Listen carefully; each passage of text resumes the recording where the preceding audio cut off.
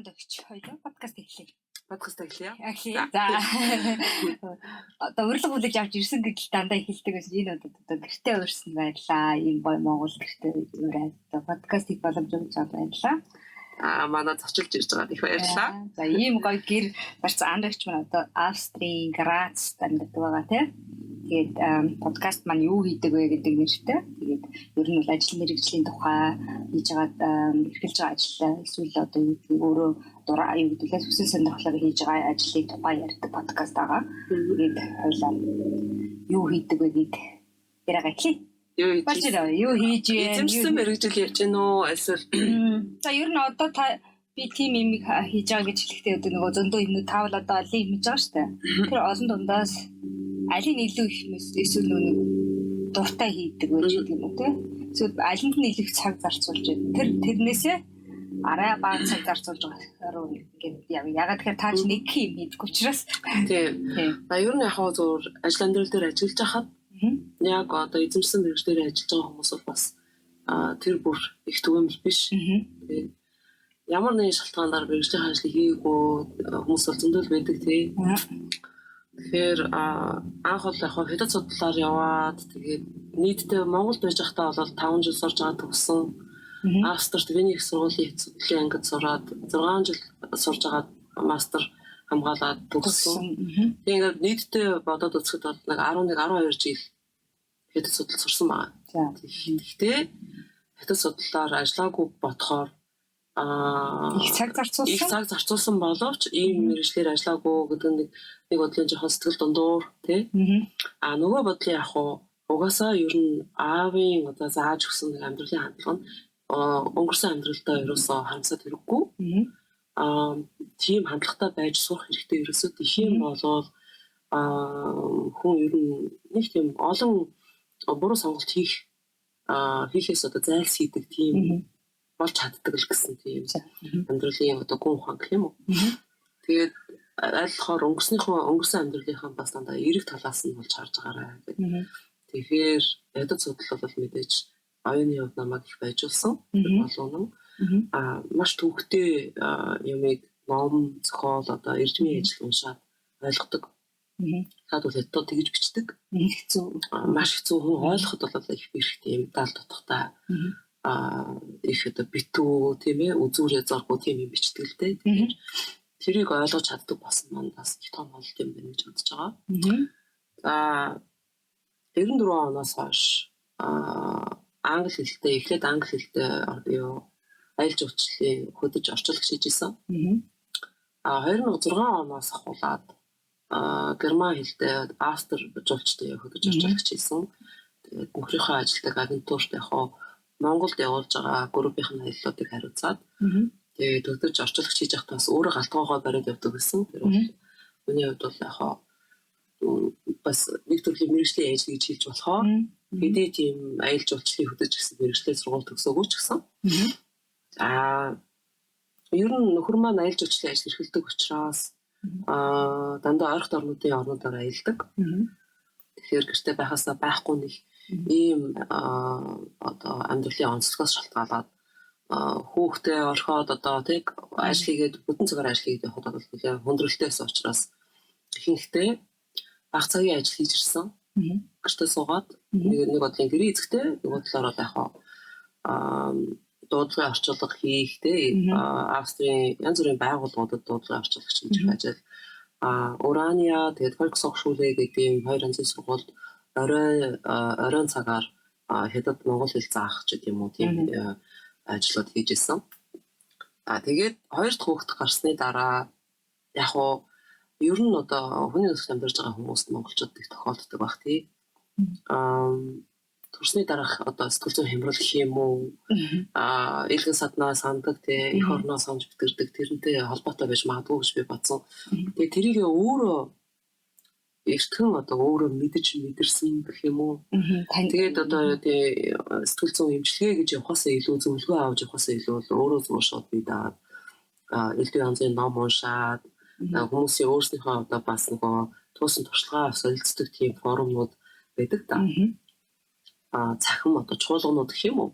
Тийм чуулгануудаар вебсайтнуудаар явж сайн уншиж тэ хүмүүс ер нь үзэж туусан юм юу гэж бичсэн бэ? Яаж өгсөн байна? Юу сурсан байна гэдгийг их судлах замаар тэр асуудлаа шийдсэн. Тэрэнд бол хоёр зүйлийн юм их чухал байсан. Нэгдүгээр нь болохоор эм турмал судлаад эм турмалын тийм одоо багш гэсэн тийм мэрэгжлийн дамжаа гэх юм уу тийм дамжаа дуулдаг. Тэгээд мэрэгжлийн дипломтой болж авсан. Багш юм тийм. Тийм эм турмалын багш гэдэг. Тэгэхээр тэр чих сууглаар би одоо хээр айд ч юм уу нугад ч юм уу хээр ч юм уу хүмүүсийг дагуулад байгальд дагуулад хөтлөөд эм турмал танилцуулаад ийм аялал зохион байгуулах хэрэгтэй гэсэн үг.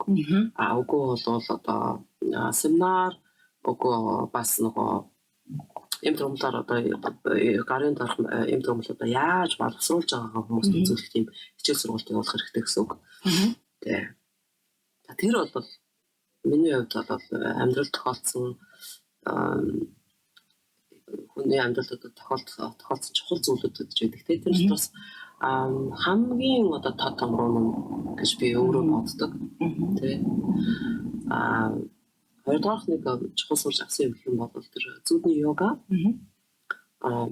Сэтгэл жоох юм хямралтай байж ах үед тэрийг яаж даван туулах вэ? За ер нь сэтгэл хямарна гэдэг бол ер нь амьдралаас заавал нэг хичээл сурах хэрэгтэй юм байна. Ийм одоо сорилт юм гэж боддог. Тэгээд Дэнзэн Манжил гэж юм төвд хүний одоо Эренбочи юм бэлээ. Тийм хүний бичсэн зүудний йога гэдэг ном. Anything Shivananda гэж эмэгтэйг бичсэн зүудний йога гэдэг ном. Ийм хоёр янзын зүудний йоганы ном болоод уншаад. Тэгэхээр төвд хүний бичсэн ном нь бол надад сэтгэл илүү ойрхон. Төвд Монгол хүмүүс аль аль нь одоо малчин нүүдэлж ардсан болохоор одоо төстэй үйдэж магадгүй юм тийм ээ. ертөнцийн зөвхөслөд юм уу заан төлөвлөд ч юм. Дотоод ертөнцийн хувьд бол ерөөсөө хамгийн их ойр нөгөөдөгтөө харьцуулах юм бол нөгөө энэ ном нь болохоор их юм гоёмсог их хийсвэр одоо үлгэрлүүл өстой нөгөө Гандерсын хотын шилтгэний Гандерсын хотын зэрэглэний шилтгэн гэдэг шиг тийм гоёмсог идэвсэн л да. Яг уншаад тахад бол их гоё хүний сэтгэл татагдгаар гэхдээ өөр дөрөө ингэ хэрэгжүүлэхэд бол тийм амар биш. Ингээд ерөөсөө нутаг усаа санаад энэ чи их орноо санаж, эхнэр саднаа санаж, битгэрж гин ингэж байж байгаа юм чи ерөөсөө Монгол гэрээ авчирыг гэж шийдээд Монгол гэр олж ирж гэхдээ одоо авчирч ашаантай байрлал гэж ингэж бодож байж байгаа. Тэгээд тарих судлалаар Германд сурахаар тэтгэлэг аваад ирсэн дүү маань Доржоо маань манай зочилж ирж байхдаа битээр одоо ингэж байх хууч хуроод одоо тий аль одоо сэтгэлийнхаа гүнд үйж байгаа юмнууд уудлаад ярьсан хоёр юм. Ингээд яриа сууж хахад орчоо. Хүй та гэртээ олно гэдэг чи өстой зөв санаа байна. Манай гэр бийж байгаа шүү дээ. Та би танд гэрээ өглөө. Та манай гэрийг одоо өөрөө харин очиж авчирна шүү гэлдэгсэн. Тэр хязгааргүй их баярлсан. Айлын гал гол гэдэг чинь тий. Хүн надад дүү надад ийм их үндэтгэл үзүүлж өөртөө толгоолсон юмхтэй ээж нь 5-5 гэрэгтэй хүүхдийг хүний гар харахгүйгээр тий ингэж өөрөө өсгөж одоо том бол гарын ганцхан төлийн дөрөв төргөж гсэн юм эмхтэй. Тэгэхээр тооны багш эмхтэй хүн говалтаагаас Улаанбаатар руу шилжчихсэн юм айлтаа.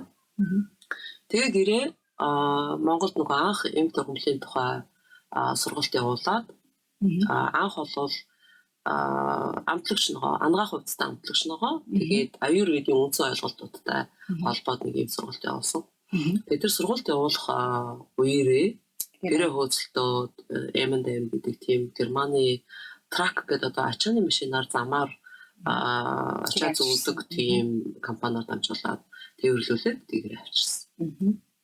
Тэгээд гэрээ би бодтыг бас их баярлж байгаа л да. Яг үл тэр яг цагаа оолж бас аав юм аа л зааж өгсөн ухаан.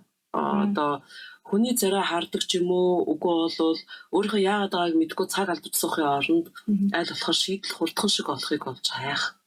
Өөрөө бие дааж шинийг эрхлүүлэхтэй өөрийнхөө асуудлыг өөрөө шийдэх тийм хандлага зааж өгсөнд нь их баярлж явдаг. Тэгээд яг одоо зөнгөөрөө юм шиг гэр олж авъя гэсэн санаа төрсөн. Тэгээд нөгөө эм сургалтынхаа сургалтыг явуулахад Алтан чимэг Рихамед гэдэг эмэгтэйчүүдийн эмнэлэг байгуулад ажиллаж байгаа эмч найз маань Монгол. Тийм ийм хэтгэл хүлээлгэж андуу чи манад хурж ирээд ийм сургалт явуулаач гэдэг ийм сонирхолтой санал тавьсан л да. Тэгээд тэрэнд нь маш их баярлал. Ерөөсөө тэгэл их яаран сандруу явцгаасан хүүтэйгээ нөхөртөөгөө.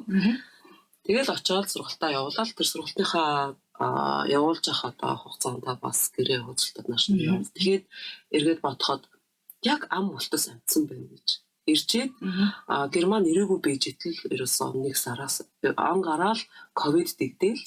Та яг ковидын өмнө амжаад одоо тэвэрлсэн шүү дээ. Тэгтээ өнөө Герман нөгөө ковидноос болоод цаацсан юм шиг байна. Тэгээд бүр хүлээлгэж ирж 4 сард ирсэн.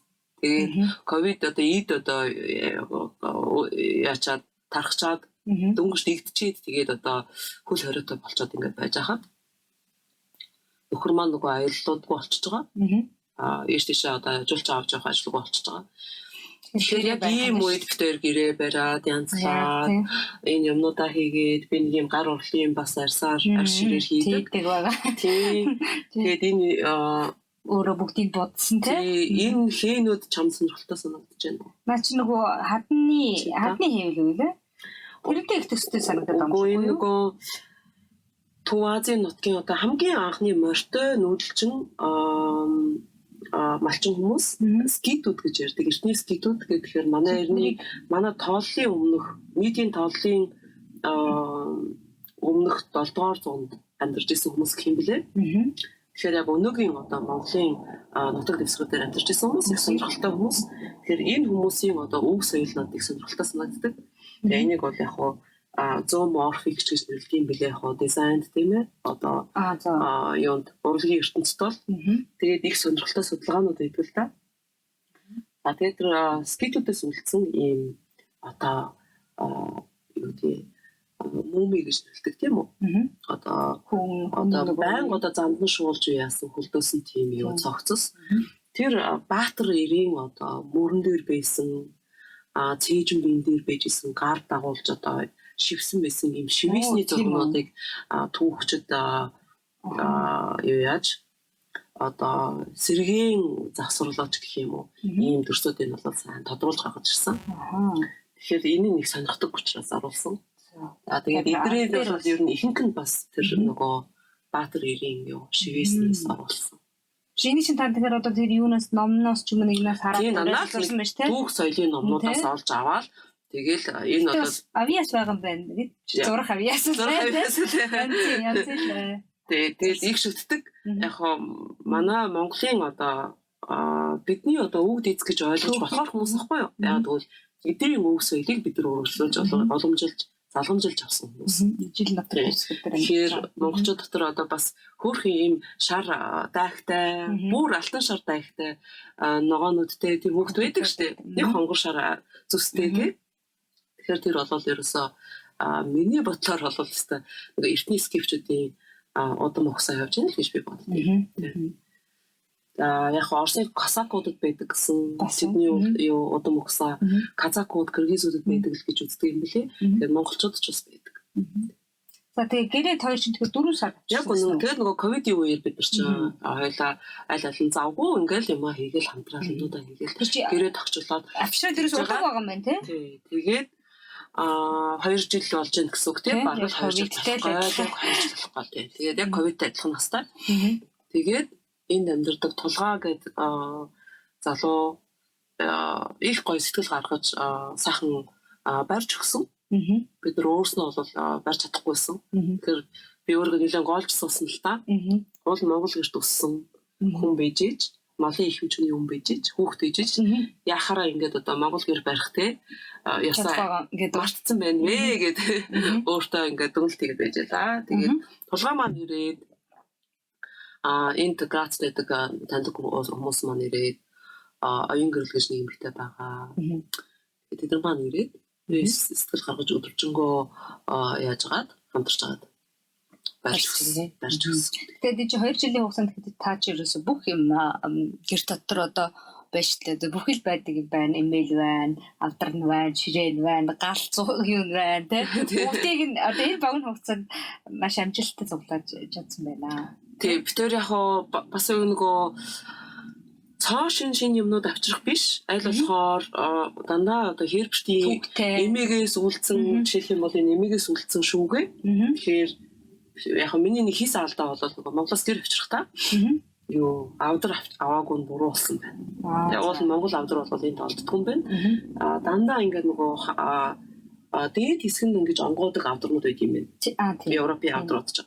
Манайх шиг юм сөхдөг хаалгатай. Эндээс шууд ингээд сөхөд онгоолгод юм хаалгатай авдрууд байдаггүй юм. Тэгэхээр Монгол гэр ер нь наашаа авчрыг Европт авчрыг гэж бодож байгаа бол цэдэ бас юугаар сонирхож байгаа шүү дээ тийм. Юугаар авдраа тийм сонирхоод байгаа шүү дээ. Монголоос бол авчрахтаа юутай л авчруул авдартай л авчруул хэцүүтэй юм байна да гэж бодож байгаа тийм. Тэгэхээр энэ эмээгийнхэн шүүгийг хоёлаа сэргээгээд ийм лууны цус гэдэг маш ховор Йемен одоо иргэний данд игдсэн улс шүү дээ. Тэр улсын Сокотра гэдэг тийм нууцлагхан арал байдаг. Одоо нөгөө холгоны нөхөнд сууддаг шиг тийм ховор одоо нууцлаг газар. Тэгэхээр тэнд нөгөө ихэмжээр жуулч очдоггүй. Тэгэхээр хэрвчтийн одоо групп бүлэг жуулчдаа авч очдаг тийм хамгийн одоо дуртай өвөрмөц газар нэсэн. Тэгээ тэр газарт л ургадаг тийм модноос авдаг давирхай гэсэн юм улаан өнгөтэй давирхай байдаг. Тэгээд тэрүүгээр одоо энэ нөгөө Италийн нөгөө Stradivari гэдэг юм хийл хийдэг мастер байсан гэж алдартай мастер байсан гэдэг шүү дээ. Тэгэхээр тэр хүнээс үлдсэн хийл бол тэр хүний ургасан хийл бол бүр хэдэн сая юуны долларын үнэтэй байх чинь тий. Тэгэхээр тэр Stradivari хийлийг одоо өнгөлдөг одоо лак гэх юм уу одоо майжнддаг тэр будаг нь ийм лууны цус гэдэг юм олны давирхай байсан юм билээ. Үүгээрээ бас их ховор нандан будагт ордог, зүйлд ордог ийм байгалийн органик зүйл. Тийм юугаар модны давхаргаар будсан хоёлаа.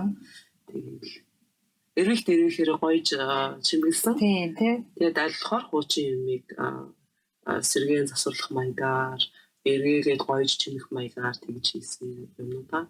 Одоо үндсэн одоо хоёлыг нэг мэрэгжлийн юуны тухай ярьжсэн тэр нөгөө ургамлын эмт ургамлын багш тий гэдэг мэрэгчлэр одоо юунд яваад төгссөн тий тэрнгээр одоо энд өөрөө гэртээ бүтээгдэхүүнээ хийж байгаа за онлайнаар багшилж байгаа хүмүүс бол онлайнаар таныг хүрч цоо гэсэн хүмүүс суугаад мөнгө төлөөд юм ингээд бас сууж байгаа тий тэр хүмүүстэй одоо энэ хоёлаа юуныхаа тухай илүү жоохон бас одоо ер нь сүүлийн үе сонирхолтой байгаа нөгөө сүүлийн үеийн сэдв шүү дээ тэгэхээр за юу энэ тэр сургууль нь ямар сургууль байдгийг за тэрэнд яаж хэлж ордог тий та жишээ нь одоо Австрид сур байгаа Монгол юм эсвэл ер нь юмар сурах гэж байгаа хүмүүс тэр талаар нэг сонирхол яриад тэгээ хоёлаа юу хийдэг тухай чи ярив. За тэгээ. За эм төрхлийнхаа сэдв рүү орохоос өмнө нэг тавчхан дурдаад өнгөрөх зүйл байгаа гэж бодож байна. Хэд судлаар сураад өнгөрч төгсөж байхдаа л би ерөөсөө тэр биополитик гэдэг юмыг сонирхож эхэлсэн. Тэгэхээр биополитик гэдэг бол нөгөө геополитик гэхээс илүү бид нар бол уул нь биополитикийн 900 амьдарч байгаа үе юм билээ. Биополитикийн 900-ыг ойлгоход бол зүгээр хамгийн чухал юм бол ерөөсөө хүний бие эрүүл мэнд гэдэг эмийн үйлдвэрийн эхний одоо мөн хүнсний мөн одоо хөдөө аж ахуйн том концернуудын ашиг болдог тархилын талбай шиг болсон юм байна. Ийм 90 үед бид нар амьдарч байна. Тэгэхээр манайх ч одоо дөнгөж 3 сая хүн амтай ийм өргөн дэлгэр нутагт өсгөртэй 2 том их гүрний завсар хавчуулагдсан. Эсвэл нөгөө хадны завсар хавчуулагдсан халууны зулцах хэцүү гэдэг шиг ийм арт том тийм ээ. Тэгэхээр онцлог түүх өв соёлтой арт том. Ингээд бодохоор биополитикийн үед бол бид нар хамгийн их анхаарах ёстой юмнуудаа бол жоохон хоцорч ойлгож байгаа юм байна гэж бодож энэ тухай их уншиж судлаад тэгээд дорж байгаа дүү маань техникийн их сургуульд шүтист ажиллаж исэн. Шүтисийн гадаад харилцаа хариуцсан мэргэжилтээр ажиллаж исэн. Мөн захирлын туслахаар ажиллаж исэн. Тэгээд дорж маань би доржоо хийсэн л дээ нутгаа 100 гэд нутагтаа очихдоо далинд нь монголчуудаа хэрэгтэй юм хиймээр байна. Тэгээд нэг ийм биополитик гэсэн ихтгэл хиймээр байна. Ихтгэл тавьж болох уу? Тэгээд иймэрхүү юм бичих юм аа гэд нийтлээ бичээд тэгээд товчлоо бас бичээд ингээд явуулсан. Тэгсэнд орж байгаа маань маш уриалах хүлээж аваад энэ бол хэцүүтэй санаа. Би юун дээр шүтистээр тэгээд бас Монгол Улсын их сургуульд ингээд байранд танд зохион байгуулад өгье. Тэгээд өөрөө ивент үүсгээд зараа бас югаар фэйсбүүкээр ингээд цацаад ингэсэн. Тэгэхээр анх удаага Монголд ихтгэл тавьж байгаа гэхэд бол ирсэн хүмүүсийн оролцоо бол маш гайгүй байсан байна гэж таньдаг хүмүүс хэлж ирсэн л та. Тэр сэдвэр анх удаа тийм ихтгэл тавьсан. Тэгэхээр Монголд бол яг анх удаа тийм ихтгэл тавьсан гэсэн. Тэгэхээр тэр ихтгэлд 40 гаруй хүмүүс ирцгээсэн. Дандаа фэйсбүүкээр надтай холбоотой байдаг. Бол миний одоо наас нөхдүүд сургуулийн үеийн оюутан цагийн наас нөхдүүд хүмүүс ирцгээсэн. Тэр зүйлээс ажилласан юм гэх юм бол монголчууд маш чухал одоо хамгийн их анхаарлаа төвлөрүүлж цаг хугацаатай өрсөж судлах хэрэгтэй юм аа. Сэдвээ олж хараагүй явж байгаа юм биш үү гэсэн. Тэгэхээр төгшүүрийн харанг дэлгэхэд яг дэлгэх цаг нь болцсон юм байна. Тэгтээ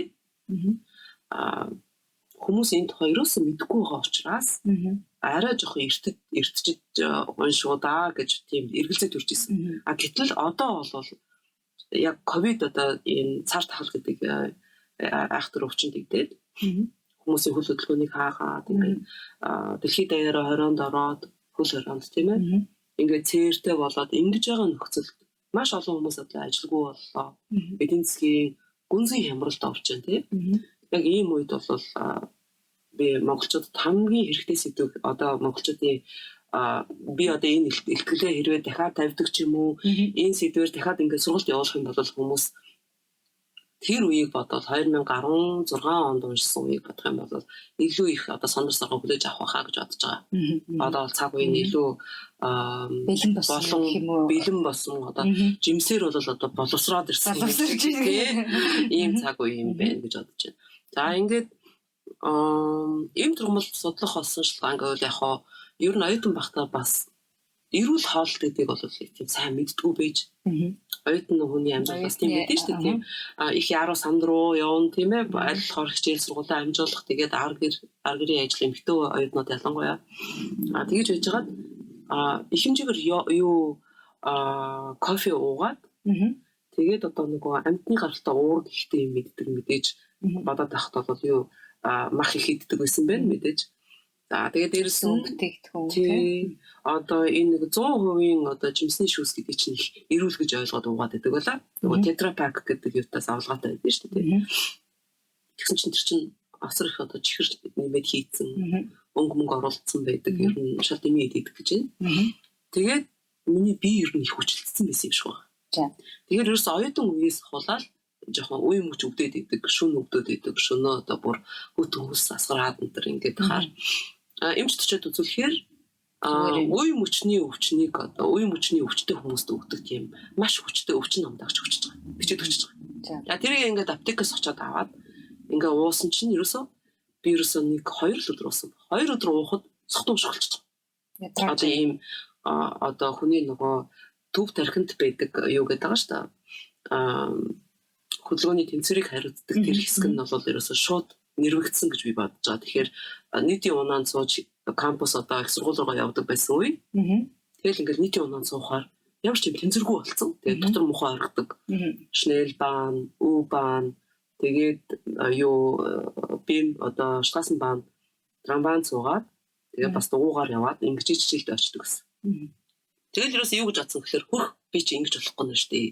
Би ч одоо дөнгөж 30 гарч байгаа хүн. Тэгээд аав маань багаас одоо малын хэмч мөртлөө хүний эмнэлэг хүний хангахыг их сонирхдаг хүмүүс. Их одоо альтернатив медицин гэсэн юм сонирхдаг. Тэ ийм ангаахын номнууд цуглуулж уншдаг юм хүмүүс. Тэгэхээр ийм ерөөсөө ууж болохгүй гэсэн ийм хандлага зааж сургаж өгсөн нь бол миний бодоор ээж аваасаа бид нар ингээд амьдралд өөрөө бие дагаад хүл тавиад анх 18 та 19 та ингээд дээрээсээ гарахад хүн болгонд нэг тийм юм багшны хайрцаг аваад явд юм биш үү? Ээж аваасаа тийм ээ. Энэ бол ээж аваасаа нөгөө ярьсан хэлбэг каст гэдэг шүү. Яг нөгөө яг үнэндээ нөгөө төргөн тусламжийн хайрцаг гэдэг шиг тийм. Тэгээд ээж аваасаа өвүүлж авсан эд материалын өмч хөрөнгнөөс илүү үнэтэй юм бол тэр ерөөсөө амьдралд хандах хандлага тэр багшны хайрцаг гэдэг юм байна. Хайрцаг дотор ямар багцтай явж байгаа тийм. Тэгэхээр тэрний ерөөсөө хамгийн чухал нэг амьдралд одоо луужин болж исэн тий. Хүний амьдралыг одоо хөлгөө далаа гэж үзэх юм бол зангууга хаях, эрэг дээр зангууга хаихт одоо хэрэг болж исэн зангуу гэж үзэж болохоор юмнууд бол яг л аавын дээр им ерөөсөө ууж болохгүй. Им бол хор. Тэгээд ерөөсөө 2 удаа угаал тэгээд уугаагүй. Тэгээд ерөөсөө юу хийсэн гэхээр йога хийж гисэн хатха йога хийгээд эхэндээ бол бүр уйлж исэн. Тэгээд нэг 2-7 хоног хийгээд яг тууштай хийгээд гисэн чинь тэр өвдөлт гайг болоод ирсэн. Тэгэл хөх би чинь хэрэгтэй юм бэ ингээл. Тэгэл тэр өвдөлтийг л намжаах гэж ерөөсөө тий өвчин дарлуулахгүй бай, арчаагүй тий ингэж байж болохгүй юм байна. Зүгээр эмээр бол шийдэж болохгүй гэдгийг бол яг аваасаа ойлгоцсон. За ингээд ийм тургамлыг бол угаасаа аав маань багаас маань хөдөө томилтоор явахдаа малын хэмжээ учраас их хөдөө томилтоор явдаг гэсэн. Тэгээ бидний дагуулад аваад явдаг. Тийм болохоор Монголын одоо хөдөөний малчин ахуй амьдралтайгаа багасаа их гүнзгий танилцсан юм байна. Аав маань бүр их бодлоготойгоор бидний хөдөө авч явдаг байжээ. Одоо мал угаагах, суур мал угаалгах ч үгүй юм уу. Үгүй бол бүр одоо бюро туулны ширхийг түүлэх ч үгүй юм уу. Сүүлд бол одоо үнэнд химэл хийлдүүлэх хийх ч үгүй юм уу. Иймэрхүү юмнууд бол хийлгэжсэн. Малчин хүнд ингээд малчин хүний амьдрал гэж юу вэ? Нүүдэлчин малчин ард түмний дотоод ертөнц ямар вэ гэдгийг аль багаас нь нүдийг нээж танилцуулж өгсөн. Хамгийн том багж байж тэгэхээр нөгөө байгальтай холбоотой байсан гэсэн үг. Яг үнэ байгальтайгаа одоо хүүдэг холбоотой, хүүгээр холбоотой байж амьдрахад их хэрэг болсон байна. Тэгээд мэхэрийн үндэс ингээл ухаж авч өгч идүүлээл намайг хүүхд тахад ингэж одоо эний чинь бүр хуураад нутаглаад тэгээд гурилтай хайлж одоо иддэг гэсэн. Тэгэл одоо аавын нутгийн хүмүүс Шилийн гол аймгийн Сүнэт тушууны хүн байсан л да аав маань. Тэгэхээр сүндүүд бол мэхэрийн үнцийг бас тэгж хэрэгжилж исэн байна. За төмөсний улааны нөгөө үнцийг бас ухаж аваад энэ бол бас бие эрүүл мэндэд сайн байдаг гэл. За одоо имийн бамба гэдэг ургамлыг бас ингээд зааж өгд. Энийг бол ингээд архины шилэн дотор ингээд хийгээд үгүй пиавны шилэнд ч юм уу ингээд шар арганы шилэнд хийгээд тавьчихад бол муужгаа бүр ингээд өнгөрүүлэх салхаа болчдөг гэдэг.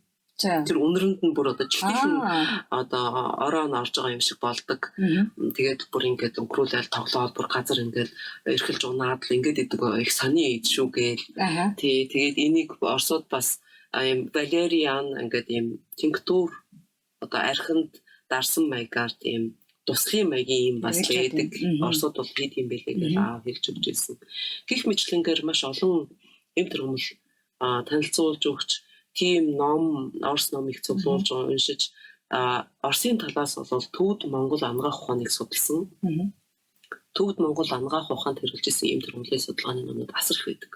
Тэр тал дээр бол Оросууд Оросын бариадуудаа нийлж хийсэн учраас маш их одоо том хөмрөг сантай тэргээ бид нар эргүүлж харах юм бол монголчууд бол нутгийнхаа эм төрөмлийг маш их гамтай одоо түүж ач тусын хүртэх айл болохоор түүхгүй байх өөрснөө тариалах болж өгвөл нь Сибирээс Оросын бариадаас ч юм уу үгүй бол өшөө цаанаас Алтай регион гэж ярьдаг тийм ээ Алтай нутаг гэж ярьдаг Алтай за Туваач гэдэг юм уу ийм газруудаас бол эмийн ургамлаар бас авч болох юм баа гэж би боддог. Яагаад гэвэл Оросууд эмийн ургамлыг одоо хэрэглэх уламжлал маш сайн мэдлэг судалгаа маш цуцсан арга барил маш сайн тийм учраас эмийн ургамлыг одоо маш зөв стандартаар нь хатааж бэлдсэн байдаг. Тэгэхээр ингэж хэрэглээд бол хэрэгтэй юм гэж.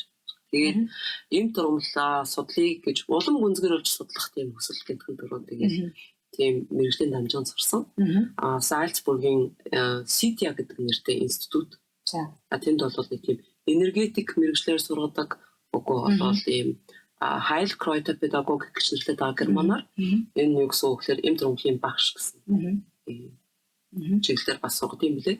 Тэгээд яг ийм дамжаанд сураад тэгээд анх бол яг энэ дамжаанаас бол нэг тийм 50 төвлийн нэгийг л ургамал заалгаж аваад 8 сарын хугацаанд сураад тэгээд төгссөн. Тэгээд диплом авсан. За энэ үед бол зөвхөн твддэм байл. Энэ үед бол твдээд бүр ингээд тэр энэ ургамлуудаа хараад танихгүй, зургийг хараад танихгүй, латин нэрийг тогтоож чадахгүй. Ингээд ер нь бол ерөөсөө толгой эргэдэг, нүд ирээлжилдэг. Тэгээд бийж байгаа л төгснөхийн дараа бол чинхэн судалгаа эхэлт юм байна гэж би бодсон. Тэгээд өөрийн ажигласан зүйл гэвэл юм тургамал бол угаасаа тийм амин сүнстэй идэв юм. Өөр ингэсэн өвдөстэй, өөр ингэсэн амин сүнстэй. Тэгэхээр энэтэй чинь маш их бишрэлтэй, хүндэтгэлтэйгээр алхам алхмаар танилцаад тэгээд яг нэг мөөгийн хүрээ ингээд өөрийгөө тэлээд ургадагтай адил мэдрийнхаа хөмөргийг ингэж аажмаар яарам биш. Олон имийг самчиж хурдан хугацаанд шунаглаад бол хэрэггүй. Харин аажмаар ингээд танилцах юм бол ийм дургуулыг явандаа бол олон жилийн хугацаанд маш сайн эзэмшиж болох тийм ёроолгүй их сан хөмөргүй тийм мэдлэгийн ийм төгөлтийг өөрөө явуулж байгаа сургалтандаа болохоор хамгийн түрүүнд тэр аюрведийн үндсэн ойлголт тэгээд ангаах хувцастай амтлагч ногоонууд гэдэг. Тэгэхээр чинь ихэнх дэлхийн амтлагч ногоонууд бол мэдээж энэтэг тэгээд Шри-Ланк, Цейлон гэх мэт энэ дулаан бүсийн орнууд бас гаралтай байдаг. Тэгээд торгоны замыг дагаж Европ руу явсан тийм ээ. За мөн Арабын орнуудын орнуудаас Европ руу бас зөөдөг. За Африкийн нэг ивэр гэж хэлдэг те. Африкийн ивэр гэж хэлдэг тийм хэсэг байдаг те. Яг дээд хэсгээр гэсэн үг те. Тэгэхээр яг тэр хэсгээс бас орж ирсэн. Юу тээвэрлж исэн тийм уламжлалт амтлагчны зам байдаг. За тэгэхээр мөн амтлагчны дайн гэж би байсан. Тэгэхээр яг энэ Европын том гүрнүүд далайн худалдаа их явуулж дэлхийн 3 дахь орнуудыг колоничлж эзэмшиж ингэж хоорондоо өрсөлдсөн. Ийм империалист хөгжил бий болсон тийм аж үйлдвэрсэн. За энэ үед бол яг тийм Spice War гэж нэрлэдэг. Германаар Gewürzkrieg гэж нэрлэдэг. Ийм юуны амтлагч нохооны дайн болж исэн. Тэгэхээр маш их ашигтай зах зээл байсан учраас маш их ашигтай түүхийд байсан учраас энэний төлөө том хүчнүүд бол асар их шуналж тийм их өрсөлдөж бүр уралцахаас буцахгүй болж исэн учраас л тэрийг амтлагч нохооны бүр дайн гэж нэрлсэн байгаа. Түүхэнд ингэж бичигдсэн. Дараачих нь Facebook дээр нүүр ном дээр ингээд групп байгуулад нэг нь бол ингээд эм төрөмлийн групп нөгөөх нь болохоор эрүүл амьдрах тухай групп гэж байгаа. Ерөнхий янз судалгааныхаа ажлуудыг танилцуулдаг. Тэгэхээр маш нарийн судалгааны мэргэжлийн номнууд уншаад тэгээд тэрийг нөгөө PDF хэлбэрээр нь ачаалж оруулаад энэ бол миний ашигласан их усүр энэ байгаа шүү. Ийм нэртэй чадaltaй хүмүүсийн бичсэн, мэргэжлийн хүмүүсийн бичсэн ийм ном байгаа шүү гэдэг танилцуулдаг. Тэгэхээр ямар ч тийм судалгааны материалгүйгээр ном сурах бичиггүйгээр болоод би хизээч тэгж энэ тургуул юм уу, эрүүл мэндийн тухай заах боломжгүй. Яг гэвэл би өөрөө бас эмч хүн биш. Энийг бол хатуу цэрлэх ёстой юм тийм ээ. Тэгээд эм тургуулийнхаа группт болохоор одоогоор нөгөө эхний сургалтнаасаа дараа Евразийн эм тургуул гэдэг хичээл дахиад заасан. Тэрэндээ бол бас ингээд 30 эм тургуул оруулсан байж байгаа. Тэгээд цаашид ямар хичээл сургалт заах вэ гэх юм бол болж өгүүлнэ. Аюрведийн хамгийн чухал эм тургуулуудыг танилцуулах нэг ийм зорилго яг аваарандаа авчаал. Тэгээд ажиглал явж байна. Яг судалгаа бол хийж байгаа. Эхлээд судалгаагаа сайн хийх хэрэгтэй. Судалгаагаа хийчихэд би ийм тургуулуудыг заанаа гэдэг эхлээд яадаг, бэлддэг. Тэгж байгаа зааж эхэлнэ. Тэгэхээр бид рүү хэлсэн амин сүнс гэж байд юм байна. Өөр өөрийн асар их өвдөстэй байдаг. Үүнийг бол хизээд ерөөсөө дутуу өнгөлж ерөөсөө болохгүй. Маш их болгоомжтой, их хүндлэлтэй, бишрэлтэй хандж ийж тухайн эм турмал одоо юу гэдгийг өөрийнхөө хишгийг өөрт ч хүртээдэг гэх юм уу? Өөдөөс ч бүр мишийдэг гэх юм уу? За хүний хоорондын харилцаатай баг адилхан. Ингээд зөвлөлөд үзэх юм болов яг цитат битэр танилцлаа. Би цитат нөхөрсөг нарс кантлаа хоёул нүдрүүгээ хараад ингээд те харцаараа бас ярина те. Ингэж яхад цитат надаа яг сэтгэл зүрхээ нэгээд дуудлаад ярихтай адил эм турмал яг ингэж хүнд ачаасаа харцсан шиггүй нөх хүртээдэг тийм. Одоо нөгөө юу ч нь болохоор сургалтын юу явцсан хэр удаан байсан бэ? Одоо нөгөө эм турмалын багш гэдэг сургалт 8 сарын хугацаанд 50 гаруй танилцуулж өгсөн тийм. Тэгээд ер нь бол таны хэлсэн шиг одоо нөгөө сургалт дууслаа гэхээр бүх юмаа сурцсан гэсэн үг шүү дээ. Жинхэнэ судалгаа болоод тэндээс эхэлнэ. Тэгээд их сонин суурийн тавьж өгөх юм тийм. Яг тэгээд ургамлч их сонин өөрөө ингэж чамайг даллаа дуудаад идэг тийм ургамлууд байдаг. Бүр хинч хэлж өгөөгүй хахад чи зүгээр өөрөө зөнгөөрөө хөдөлгдөд очно гэсэн үг. Окей за. Та тэгээ одоо юунуудаас ургамлуудаа ашиглаад юм зам хийдэг штэ давс юм уу. Одоо тэр тиймэрхүү юмыг таны сургалтын дээр заадгүй. Сурсан сургалтын дээр заасан уу? Таны нөгөө одоо тий яг хөө тийм янз бүрийн жорууд энгийн одоо тэг гэрт одоо ингэж өөрийгөө арчилж болно ч тийм үү. Үгүй болвол гарын дор зүйлсээр ийм хийж болно шүү гэсэн янз янзын юмнууд тэр эм турмалын бас сургалтанд бол бас янз янзын жорууд бас оруулдаг л да. Тий. Жишээлх юм бол эм турмалтаа давс бол бас хийж болно. Энэ та өөрөө хийсэн тий. Эм турмал тарих тал дээр бол би үнэхээр энэ жоохон таархан. Ийм малчин үнийг бас онцлог би малчин ард түмний өөхлөдийн онцлог гэдэг ч магадгүй тий. Гэхдээ манайхан бол эм турмал тариалж эхлэх сонирхолтой байгаа. Янз бүрийн нарийн ногоо тарьж байгаа шүү дээ монголчууд тийм ээ. Тэгэхээр туршлагатай болж байгаа бид нэр тариалан эхлэх дагуугаар сурч эхэлж байгаа. Тэгэхээр ерөөсөө эм турмалыг бол байгалаас хэмжээгээр түүх биш өөрснөө тариалдаг бол хэцүүтэй юм байна гэж бодож байгаа. Би бол өөрөө бол тийм яг ийм ногоон хуруутай хүн бол биш. Тэрийг бол би ер нь тэр тал дээр болоод жоохон таарах юм баа гэж бодоод байгаа. Их азтай нөхөр маань одоо яг миний сонирхдаг тийм юм турмалуудыг хашаандаа тариад хачин гоё арчлаад ургуулад өгдөг. Тэгээ энэ та ашиглаад юм бий. Тий. Тэгээд тэрийн энэ цитронон мелисэ монголоор бол харин харамсалтай нэг энэ ургамлын нэрийг одоогоор олж аваагүй байгаа. Олж авч чадаагүй байгаа би. За орегоног болохоор тийм нэмбэгний мелисэ гэхтэй ч үстэй. Орегоног болохоор яг монголоор хахуун гэдэг юм билээ. Хахуун за. Тэгээд яг би бас гадаад хэл сонирхдаг хүн ер нь лингвист одоо хэл шинжээч мэйгийн мэргэжлэр сурсан учраас миний хувьд бол бас нэг сонин нээлт бол монгол хэл маань ямар баялаг хэл юм бэ? Их хэлт маань ийм олон төрөл зүйлийг оноос нь ирмэд байдагт бол их бахархаж биширч байгаа. Тэгэхээр бидний өвөг дээдс бол асар их юм үзсэн. Торгоны замын одоо худалдааг маш эртнээс Өвөр Азийн, Төв Азийн нөлөөлж малчид хөдөлж ирсэн. Тэгэхээр Евразийг хооронд нь одоо холбож исэн баг гүрээний судас шиг тийм худалдааны, соёлын солилцооны замыг удирдах одоо гартаа хатгаж ирж исэн ийм ард түмэн юм бэ. Тэгэхээр үзсэн, дуулсан, туулсан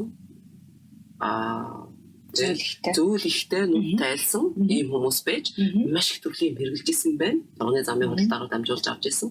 Тэгэхээр энэ бүх эм тургамлнууд, амтлагчнууд, экзотик гэж шилдэг тийм ээ.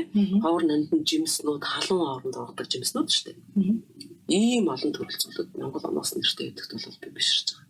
степ мэдхгүй. Бид нар бол одоо нөгөө өөрсдөө тийм байхгүй гэж бас зарим бодож байгаа. Би бол одоо зарим нэрүүдийг бол байхгүй гэж бодож байгаа. Тэгэхээр би бүр тийм юутай болсон. Одоо нэг маш их дурлж хийдэг нэг тийм тийм ажилтай болсон. Ямар нэгэн юм турмалтай танилцал гэхээр хайгаад эхэлдэг. За энэ чинь монголоор юу гэдэг бол монголоор байдаг л байж таараа гэл.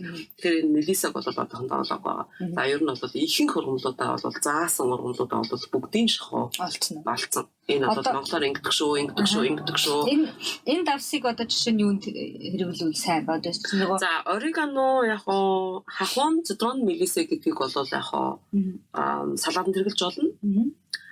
Тэгтээ ерөнхийдөө эм тургамлыг бол ер нь угаахгүйгээр боловсруулдаг. Тийм. Угаачих юм бол өнөө огт тос шим тосоо алдчихна.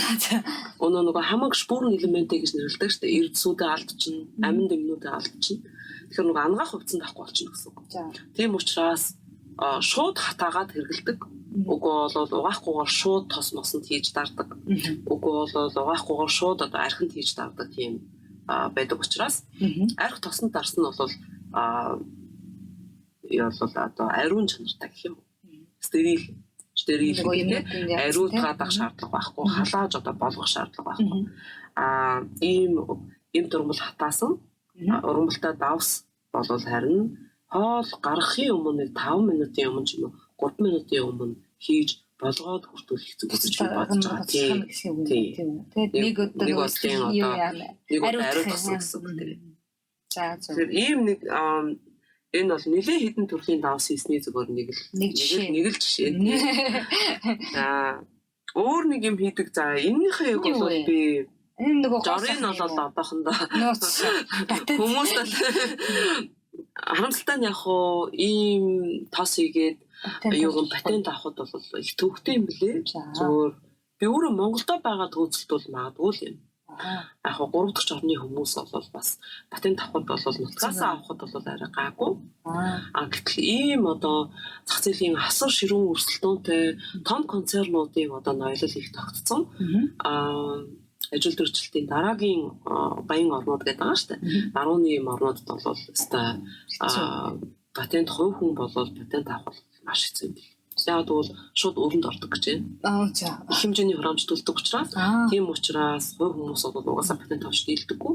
Патент гэдэг бол ерөөсөө концернуудын одоо юу гэдэг одоо тоглоомын бөмбөг тийм юм байна. Тэдрэл хөөдөг тоглоом. Томчуудын тоглоом яа.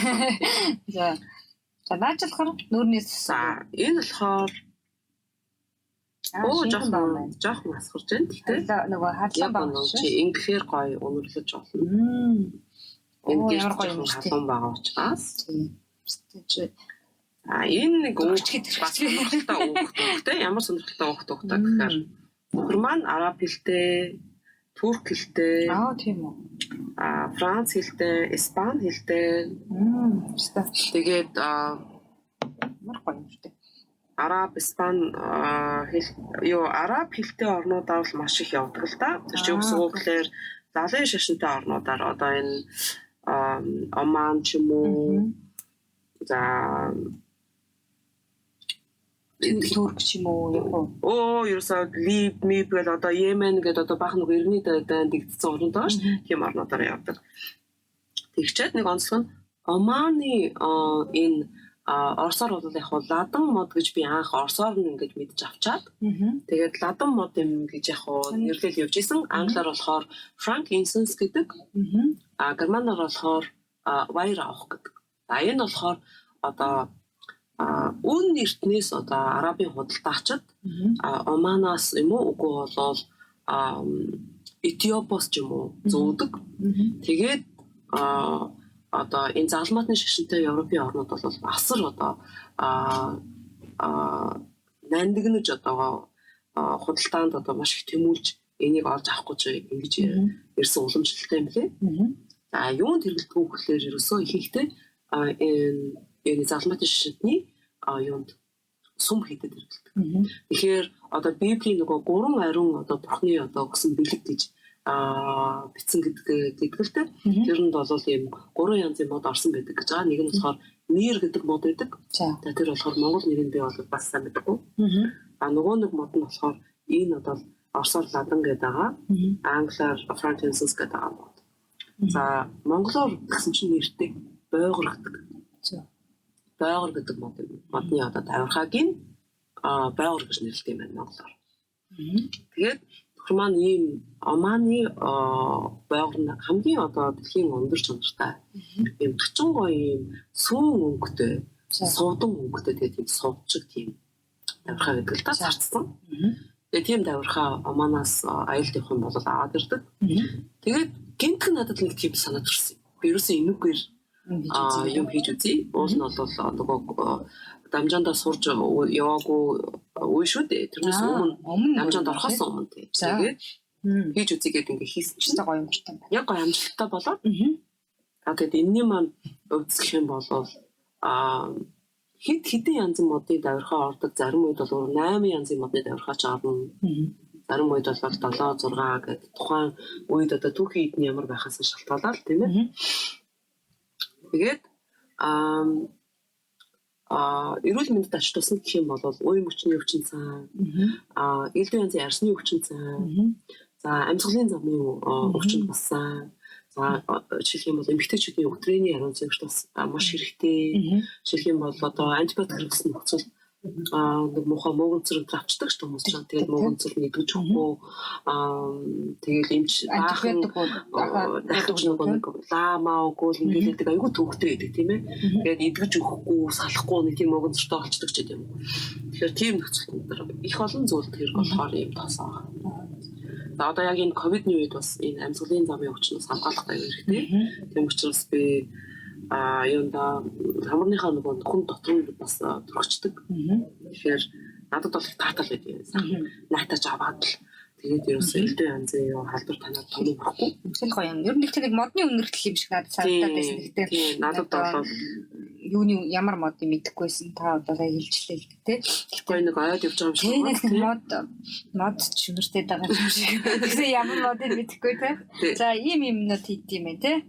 За янзын гоё юм байна. Гэхдээ та одоо жишээ нь хин нэгэн таны бүтээгдэхүүнийг авахыг хүслэх гэвэл жишээ нь тавс авъя гэвэл дос авъя гэвэл танд фэйсбүүкээр холбогдоод ч авч болдгоо болохгүй те. Уул нь фэйсбүүкээр холбогдоод авч болно тий. Энэ 50 мл удаас автаа тос бол Австри найзууд маань захиалж авт юм л да. Ялангуяа нэг Орос хэлний багш маань миний найз болсон. Би хятад судлаар сураад одоо их ачаалттай байж ах үедээ зориуд одоо өөр юм хийж ааваасаа сурч авсан арга. Зориуд одоо надад ачаал өгöd байгаа юмнаас шал өөр юм хийж өөрийгөө одоо юу гэдэг амраах маягийн тийм стар болж байгаа.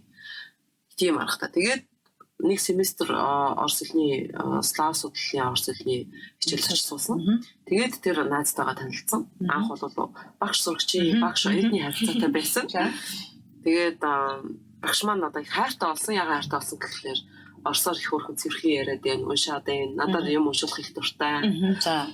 Тэгээ яг хоо гаргадаг алдаанд гэх юм бол нөгөө үгнийх нь өргөлтийг бол бас нөгөө Орос сургуульд төгссөн хүүхч бас сайн мэддэггүй. Тэрүүгээрээ Орос хэл чинь бас их хадрамаатай хэл шүү дээ, тийм ээ. Ингээд единственное число гэдэг нөгөө нэг тон дээр байж хата юу ээжсэн нэг юм өргөлттэй байжснаа олон тон дээр хуурахаар өөр өргөлттэй одоо өргөлт нь өөр үсрээ өвчдөг тий өөр тийшээ. За тэрэн дээр бол жоохон алдаад байдаг болохоор тэрийн маань хөрхөн инээмсэглэл засч өгдөг. Тэрнээс бол бусдаар бол энэ интонац гэж ярьдаг нөгөө хөг мөг хүртэл хөрхөн юу вэ гэж цэвэрхэн байна яг орс шиг байна. Нэг удаа бүр тэгж асууж ирсэн. Чи яаж ингэж орсыг сурсан гэхээр үгүй яг нэг бид нар чинь нөгөө орсыг угаасаа сургууль 6 жил зааж өгдөг байсан. Тэр чинь бол ерөөсөө бүр хүүхд болгон заах хэвээр за сурах хэвээр. Тэр үед бас орсыг их сайн заадаг байсан. Их сайн заадаг гэсэн манайх. Тэр чинь тэгээд дараа нь миний хувьд бол би тэгж боддог. Монголчуудын бас л одоо бидний нэг баялаг гэж ойлгох хэрэгтэй, бахархах хэрэгтэй зүйл юм байна да, тийм ээ. Дэлхийн маш олон хэцүү хэлүүд ордог тийм хэлний нэгийг заалгаад сургуультай багасаа заалгаад явна гэдэг чинь. За тэр багш маань найз маань захиалж авдаг 50 милийн шилтэй 25 евро гэхэд бол яг хоо зүгээрээ ийм байж ах хэвээр үн яг бол нөгөө дотор нь орж байгаа түүхийд нь дандаа органик үнэтэй түүхийд ордог. Тийм хаанаас гаралтай юу ийтэй эдэг. Тийм ямар ч асуудал авахгүй гэдэг авдаг. Тэгээд тэр найз маань л их тусалт юм да. Олон хүмүүсээс юу яагаад одоо давхар захиалга тийм үү? Одоо миний тосыг ингээд суртал наасартаа үзүүлээ. Амнаас амтаа тийм мод пропаганда тийм. Тэгээд эголой монд гэж ярьдаг тийм. Тэгэхээр гэхдээ одоо та жишээ нь энэ тосыг бол бэлдээд олноор тавьсан байх уу эсвэл одоо хүн хилээ та бэлдэх. Манай найзлыг ингээд одоо тэгдээ одоо бол бас нэг түрүүчийн 7 хоногт яриад. За миний түрүүчийн авсан 4 сарын өмнөөс авсан тоснууд одоо бараг дуусчээ. Тэгээд түрүүчийн захиалгаас илүү ихийг захиалахаар болсон шүү. Ягаад гэвэл тос авъя гэдэг хүмүүс чинь нэмэгдээд байгаа шүү гэд. Тэгээд их баярлж байгаа. Тэгээд би чинь бас саяхан нэг шинэ ажилд орсон. Тэгээд бүтэн цагийн ажил хийж байгаа 7 хоногийн 5 өдөрт нь ажиллаж байгаа болохоор яг одоо бас цагаа зав заагаа их сайн зохион байгуулж ажиллах юм байна. Их сайн зохицуулж ажиллах юм байна. Уур чадвар харах юм байна. Сая хоёлаа хэлнүүдийн тухай бас ярьлаа шүү дээ, тийм. За хэдэн хэлтэй вэ андагч чинь? Хэдэн хэлтэй? Орос хэлтэй байна. Хэдэн хэл, англи хэл, герман хэл. Тэгээд яг үнэхэрийн одоо би итгэл төгстэй би энэ хэлийг эзэмшсэн, энэ хэлээр бол чөлөөтэй сайхан ярнаа гэх юм бол одоо мэдээж энэ оронд нь амьдарч байгаа учраас герман хэл маань тийм болсон байна. Орчуулга хийжсэн учраас орчуулга хийжсэн ажил маань бас хэрэг болсон байх мэдээж. Тэг гэр бүл маань Австри хүн, хүүхдүүд маань Австри хүүхдүүд учраас хүүхдүүд маань бас юм зааж өгдөг. Ер нь буруу хэлэл засч өгнө ээж ингэж хэлээч гэж зааж өгдөг. Тэр их хөрхөн. Хятад хэл болохоор одоо хятадд угаасаа нэг тийм одоо юу гэх юм одоо яг синофил гэдэг юм уу? Баруунд бол одоо миний оюутан байж байгаа үед одоо таньдаг харьцаж исэн оюутнууд багш нар профессорууд ингээд ажиллаж байхад бүр одоо хятадд хайртай болсон хүмүүс их байдаг. Синофил гэж. Монгол хүний хувьд бол ийм хятад хайртай болохгүй байх дархлаа байх хэрэгтэй гэж боддог. Тэгэхгүй бол улс үндэстэн маань ийм олон зуун жил тогтож ирэх боломжгүй байхаас тийм. Тэгэхээр энийг бид нар бас ирээдүйд анхаарах хэрэгтэй. Тэгээд тийм ч дуртай биш дархлаатай байх хэрэгтэй гэж боддог. Бүр нэг зөнгөөрөө бүр цаанаасаа тэгж одоо түлхээд идэг учраас хятад руу тэгж дурлж явж байгаагүй. Тийм учраас сэтгэлний яг одоо амьдрал дээр хийх одоо ярианы дадлага их дутмаг учраас хятадын одоо нэвтрүүлэг юм уу телевизээр үзээд бол яг сайн гайгүй ойлгоно. Хүний хятад хүнтэй ярихад бол ингээд чагнаад юу гэж надад хандж хэлж байгааг нь бол сайн чагнаад бол аягүй сайн ойлгоно. Гэхдээ эргээгээд ингээд ус цас шиг ярьж чадахгүй. Тэгэхээр яаж сурсан байна гэхээр ерөөсөө Австрид мэдээж Вений их сургууль сурж байгаа юм чинь. Зөвөр одоо номоор л заалгаа сурсан байна. Ном бол уншаад чөлөөтэй ойлгоно, сонин уншаад ойлгоно. Уншдаг хэл сайн байна тийм. Уншдаг хэл нь сонсоод бас ойлгох чадвар нь бол харцсан бас гайгүй. Тэгэхээр нөгөө телевизийг сонсоод ойлгох гэж тэр нөгөө цэвэр гоё ярьж байгаа юм уу эсвэл удаа ярьж байгаа нөгөө яриаггүй сайн ойлгоно гэсэн үг шүү дээ. Нөгөө хүмүүс хоорондоо уулзвал юу гэж нөгөө ялангуяа уран сайхны кино бол бас адармаатай болж ирдэг. Тийм. Ер нь хятадын ер нь телевизийг ингээ ажиглаж хахад хятад маш хурдан ярьдаг. Тэгэж хэрч ойлгоход хэцүү. Тийм айхтар тийм цуушавар ориентирт гэдэг юм уу одоо үзэгчдийнхаа айдахыг бодож тэдэнтэй тааруулж хөдөлдөг телевизэр бол биш гэж би боддог. Тийм үү. Хятадын телевизэр бол тэгээд доор нь бол ерөөсөө хятадууд өөрснөө нутаг нутгийн олон янзын аялгаутай ярьдаг учраас доор нь ханзаар нь ингээд үлдээдэг. Тэгээд тэр ханзын ингээд ажиллахад бол бас овоо хурдан яадаг л да амжиж харж чаддаг, гүйлгэж харж чаддаг. Гэхдээ тэр чинь явандаа бол хүнд тийм хүн бол ер нь тэгж байнга тэгж суугаад юм л айгүй их ядрах бах. Гэхдээ хэн л ядрах бах. Ингээд сонсож тийм. За англи хэлийг болохоор англиг бол би дааж сурсан. Аав маань одоо өвөр Монгол хүн гэдээ бас жоохон хавчигддаг тийм. Зэта би ордон чамд бас дурдж исэн.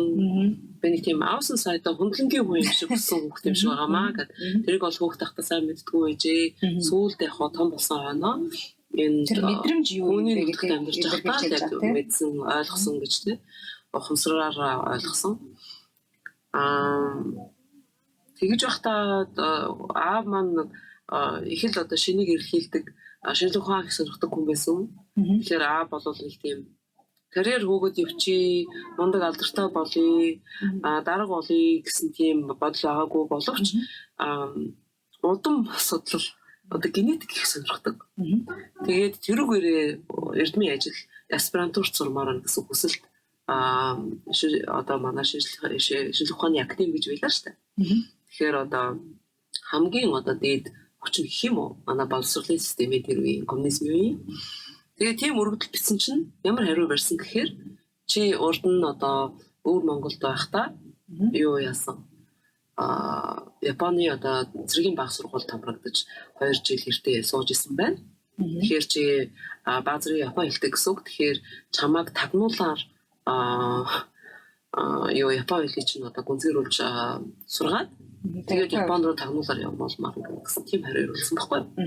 Тэгэхээр мэдээж би хүүхдээс юм чинь аавынхаа ямар хариу бичсэнийг бол би захидлыг хараагүй шүү. Гэхдээ аав маань бидэрт яхаа хэлж лээсэн. Аав бол ерөөсөө маш их айсан, цочирдсан өөрийнхөө тэгж одоо юу гэсэн үг гэхээр би өвөр Монгол хүн гэж одоо их гадуурхагддаг дөнгөж 18-тай ирээд байж хахад л намайг байцаагаал унтуулахгүй хориол тий унтуулахгүй зогсоож байгаа зориуд зогсоож ойлгож байгаа. Тэгж жаад асууж одоо байцааж исэн гэж байгаа. Нөө дотоод ямныхан гэсэн үг шүү дээ.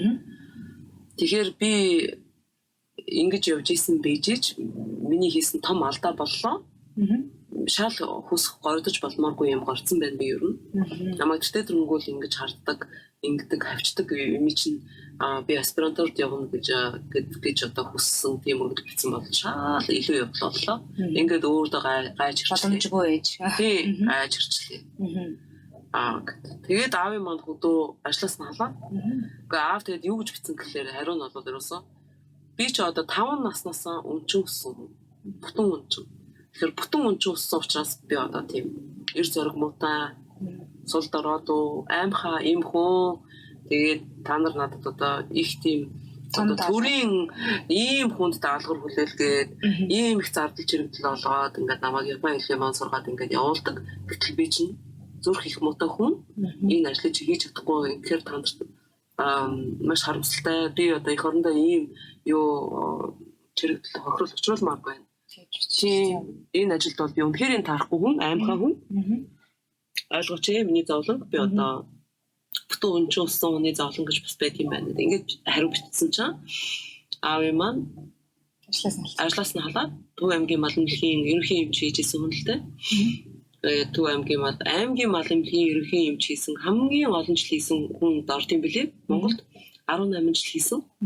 Тэгсэн аавын маань ажлаас нь халаад өдөө явуулсан. Тэгээд Батсумбар сумын өдлийн сангийн аж ахуй гэдэг газарт хагас механикжуулсан үнэний цайлын үнэний фермд одоо фермийн удирдагч гэх юм уу фермийн удирдаг тийм ажил томлоод явуулсан. За тэгээд би ч нэг 10 дүүч одоо 4-р анги гэхэрч би 7 наснаас сургуульдсан 11-тэй л хийсэн юм шиг байна. 11 настайдаа ингээд хөдөөгдөж яваад ганцаараа та нар бидэртээ цуг надтай цуг хөдөө мөдөө яваад хэрэггүй хүүхд мөхтийнхээ хичээл сургуулийг алдагдуулаад яах вэ? Ээж маань материал хангамжийн юу сахиул хийдэг. Ээж маань 3 дугаар төрлийн тийм групптэй багасаа самрын модноос унаад жоохон тархины гэмтэл авсан юм хүн байсан. Тэгэхээр ээж маань голцоо тийм сахиулын ажил хийдэг. Үгүй бол бичээчийн ажил хийдэг юм хүн байлаа.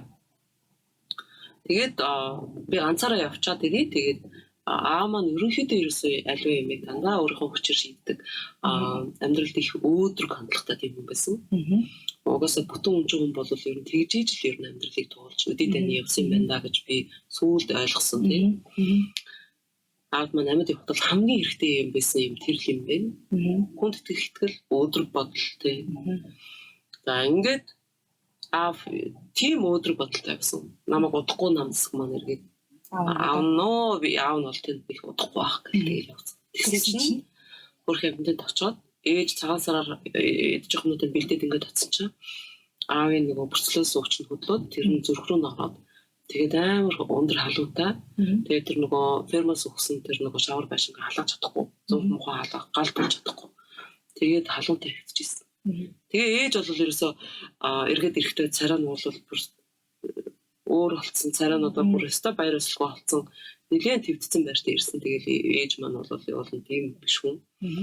Бас л одоо хэр баргийн юмд нугардаггүй нөгөө ясны Монгол эмэгтэй хүн гэдэг шиг ийм л хүн. Тэгээд ээж маань твдсэн байдал ирээд за аавч бол ерөөсөн дуун цаашаа орцсон их өндөр халуунтай тэр байшин бол ерөөсөн хэдэн өдөр халаагүй юм байдалтай байсан. Тэгэхээр аяаш нь одоо ерөөсөн гэрээ буулгаад далд хийгээд аав дээр ч очихоос өөр байхгүй. Энэ үед аав ч ганцаараа ерөөс байлгаж болохгүй. Ингээд нүүх болоод тэгэхээр чинь би одоо бодоход бол би 11 настай бас гэрээ жоохон Австрийн маягтай тийм бөснөлт тийм ээ. Мөрдлөг авчлага гэх юм уу тиймэрхүү юм дурдсан юм байна да. Хэлмэгдүүлэлт нэг төрлийн хэлмэгдүүлж байна. Аав маань болохоор би бол хайхтар хэлмэгдчихлээгүй шүү дээ. Бородуудыг их зовоосон тий маш их зовсон хүмүүс өндөө байдаг. Тийм маш хэлмэгдүүлэлт гэдэг бол өстой аюултай юм байдаг. Аавын тохиолдсон юм бол юу ч биш хэлмэгдүүлэлт гэж бол хэрэггүй гэж өөрөө угаасаа тийм өөдрөг хүн болохоор тэгж ярьдаг гэсэн. Тэгээд Эрдэнэт рүү нэг хэсэг нүүж яваад тэгээд том хичээндээ байж ах хугацаанд бол бас хэлмэд нөгөө аавгаа дагаж хэлмэгдсэн гэсэн үг байхгүй. Нийтдээ 6-10 жил солилцсон байна. Тийм би. Тэгэхээр 6-10 жил солидөг бол надад бас хүүхэд наснд бол жоохон тиймхэн л байж. Тэгээ Эрдэнэтийн 4-р 10 жил данх очиход бол ингээд завсарлагаанаар гараад ирэхэд өөдөөс хүүхэд танихгүй барин жилдээ дүр ус ингээд нүүрлээс цацчихна. Тэгэхээр бүр хин цацсан ч харагдаж амжихгүй би ийм болчих ингээд ингэж байж хахад алга болчихдог тэр хүүхэд. Тэгэл араас нь харахад бол яг нэг хүүхэд гүйжил яваа харагддаг зэрэгсгэн. Тэгэл хин намайг ингэснийг ч би мэдэхгүй. Тэгэл хичээлд тараад явах гэхээр үүдэнд нөгөө сургуулийн үүдэнд хашааны үүдэнд эрэгтэй хүүхдүүд байж идэг. Намайг хүлээг. Дээрлэхэд. Тэгэл дээрлэх гэж байгаа шиг байгаа. Шоглох гээд байгаа юм уу яах гээд байгаа. Би тэрийг сайн мэдэхгүй. Тэгэл одоо хөдөөний бар охин биш юм байлгүй бодвол тэгэл нөгөө цүнхтэй намаа үүрэлстэй нэрээ цухтаач штэ. Ухаан жолоогоо цухтаач штэ. Тэгээ хар хүүгээр явал бүр хөлөрцөн энэ гэртээ ирнэ штэ. Амсгаа тавччихсан. Тэр чинь ер нь гэхдээ хүүхдүүдийн яг нэг бага насн дээр юм ойлгодог 10 мартай ч юм ер нь ийм насн дээр тийм нэг гэр бүлийн амьдрал юм уу тийм нэг огт өөрчлөгддүү тийм нэг юм одоо их чухал юм шиг байгаа тий эцгийн ажил төрөл нь өөрчлөгддөг ч юм эсвэл за яг тэр яг өөрчлөгдөхгүй байхад байр тий орчин тойрон тоглодог газар тоглоомны талбай айц нөхөд энэ бүхэн ч нөгөө нэг одоо юу гэдэг тэр хүүний хүүхдийг сийхэ фильм болохгүй нөгөө тий өөрийгөө би яг энэ газар ямар ч айцгүй зөвөргүй байгаагаар мэдрэх тэр юм бүгдэг гэж тий тэрийг нэвдлээд юм эсвэл тэр нь өөрчлөгдөв тэгээд нэлээ олон бүр 6 удаа сургууль солигдсон ч гэдэг тий инх болгонд ч л одоо нөгөө юу байсан болоод байна гэсэн үг шүү дээ өөрийгөө юу тэгээд мэдрэмжтэй би аюулгүй газар байна аюулгүй байна миний бүх юм одоо юу гэдгийг байранда хэвдээ байна гэдэг тийм юм байх болчихно гэж байна. Тэгэхээр ч ойлоо тий юу ярьж яваад яасан бэ гэхээр ч хэл сурсны тухай ярьсан тэгээд гадаад хэл сураад тэр нөгөө англи хэл үздэг нь бол бас би тэр нэг хөндлөнгийн хүн юм шиг тий бүр багасаа нэг тийм мэдрэмжтэйсэн болохоор тийм санаа төрсэн байж магадгүй гэж боддөө. Тэгээд эргээд аавын маань хөдөө аж ахуй удирдах газраас нүүлгэж авахулаад би тэгээд 5 дахь сургууль дээр 10 жил дээр очсон. Тэр бол тэгэхээр хэдэн жил өнгөрсөн. Цөмбрийн нөгөө сангийн аж ахуйд байдаг. Буцаах хүртэл 2 жил болсон байна. Тэгээд 2 жилийн хугацаанд л би тийм их юм болсон байна шүү дээ. Тийм Эрдэнэттэй байж чадахгүй болоод гэрээ санаад бүр чигтийнхэн болоод тэгээд ээж аав дээрээ бүр эргэж ирчээд уйлаад би Эрдэнэт рүү явмааргүй гэртээсээ би энд сургууль сурмаар нэгэд тэгээд Бацамбрын сангийн аж ахуйн одоо мандал гэдэг одоо өртөөтэй галт-өргөний өртөөтэй тэр чи их хөл хөдөлгөөнтэй газар байсан юм билээ тэр үед бол би мэдэхгүй юм чинь хүүхдээсэн болохоор тэгээд тэр үед Тэнд нөгөө дотор хүүхдийн дотор байртай тийм 10 жил азар бас 10 жилтэй байж таардаг нь болсон. Тэгээд дотор байранд суулгасан л доо. Тэгээд тэр маань 5 дахь 10 жил маань байсан. Тэгээд ингэж байжгаад зүгээр Төв аймгийн одоо 20 дугаар жилээс тооны сонгон сургалттай ангид эсэл давн хүүхд шалгаруулна гэд шалгалт ирэхгүй юу? Багш нар. Тэгэхээр тэр тооны шалгалт яагаад ч юм хийчихгүй юу? Орцсон чинь хоёр хүүхд тэнцсний би нэг нь байсан. Би болоод тэнцсэн. Тэгэл би хөдөө ээж аав дээр ферм дээр ирэхдээ ээж аавтай хэлэхгүй гэсэн чинь аав баярлаад өөх ёстой сайхан таарж аавын хөдөө аж ахуй удирдах газраас намар засааж аавна гэсэн хөдөө аж ахуй удирдах газарт мэргэжилтнэр ажиллахаар болсон гэд. Тэгээ одоо бид нар нуун.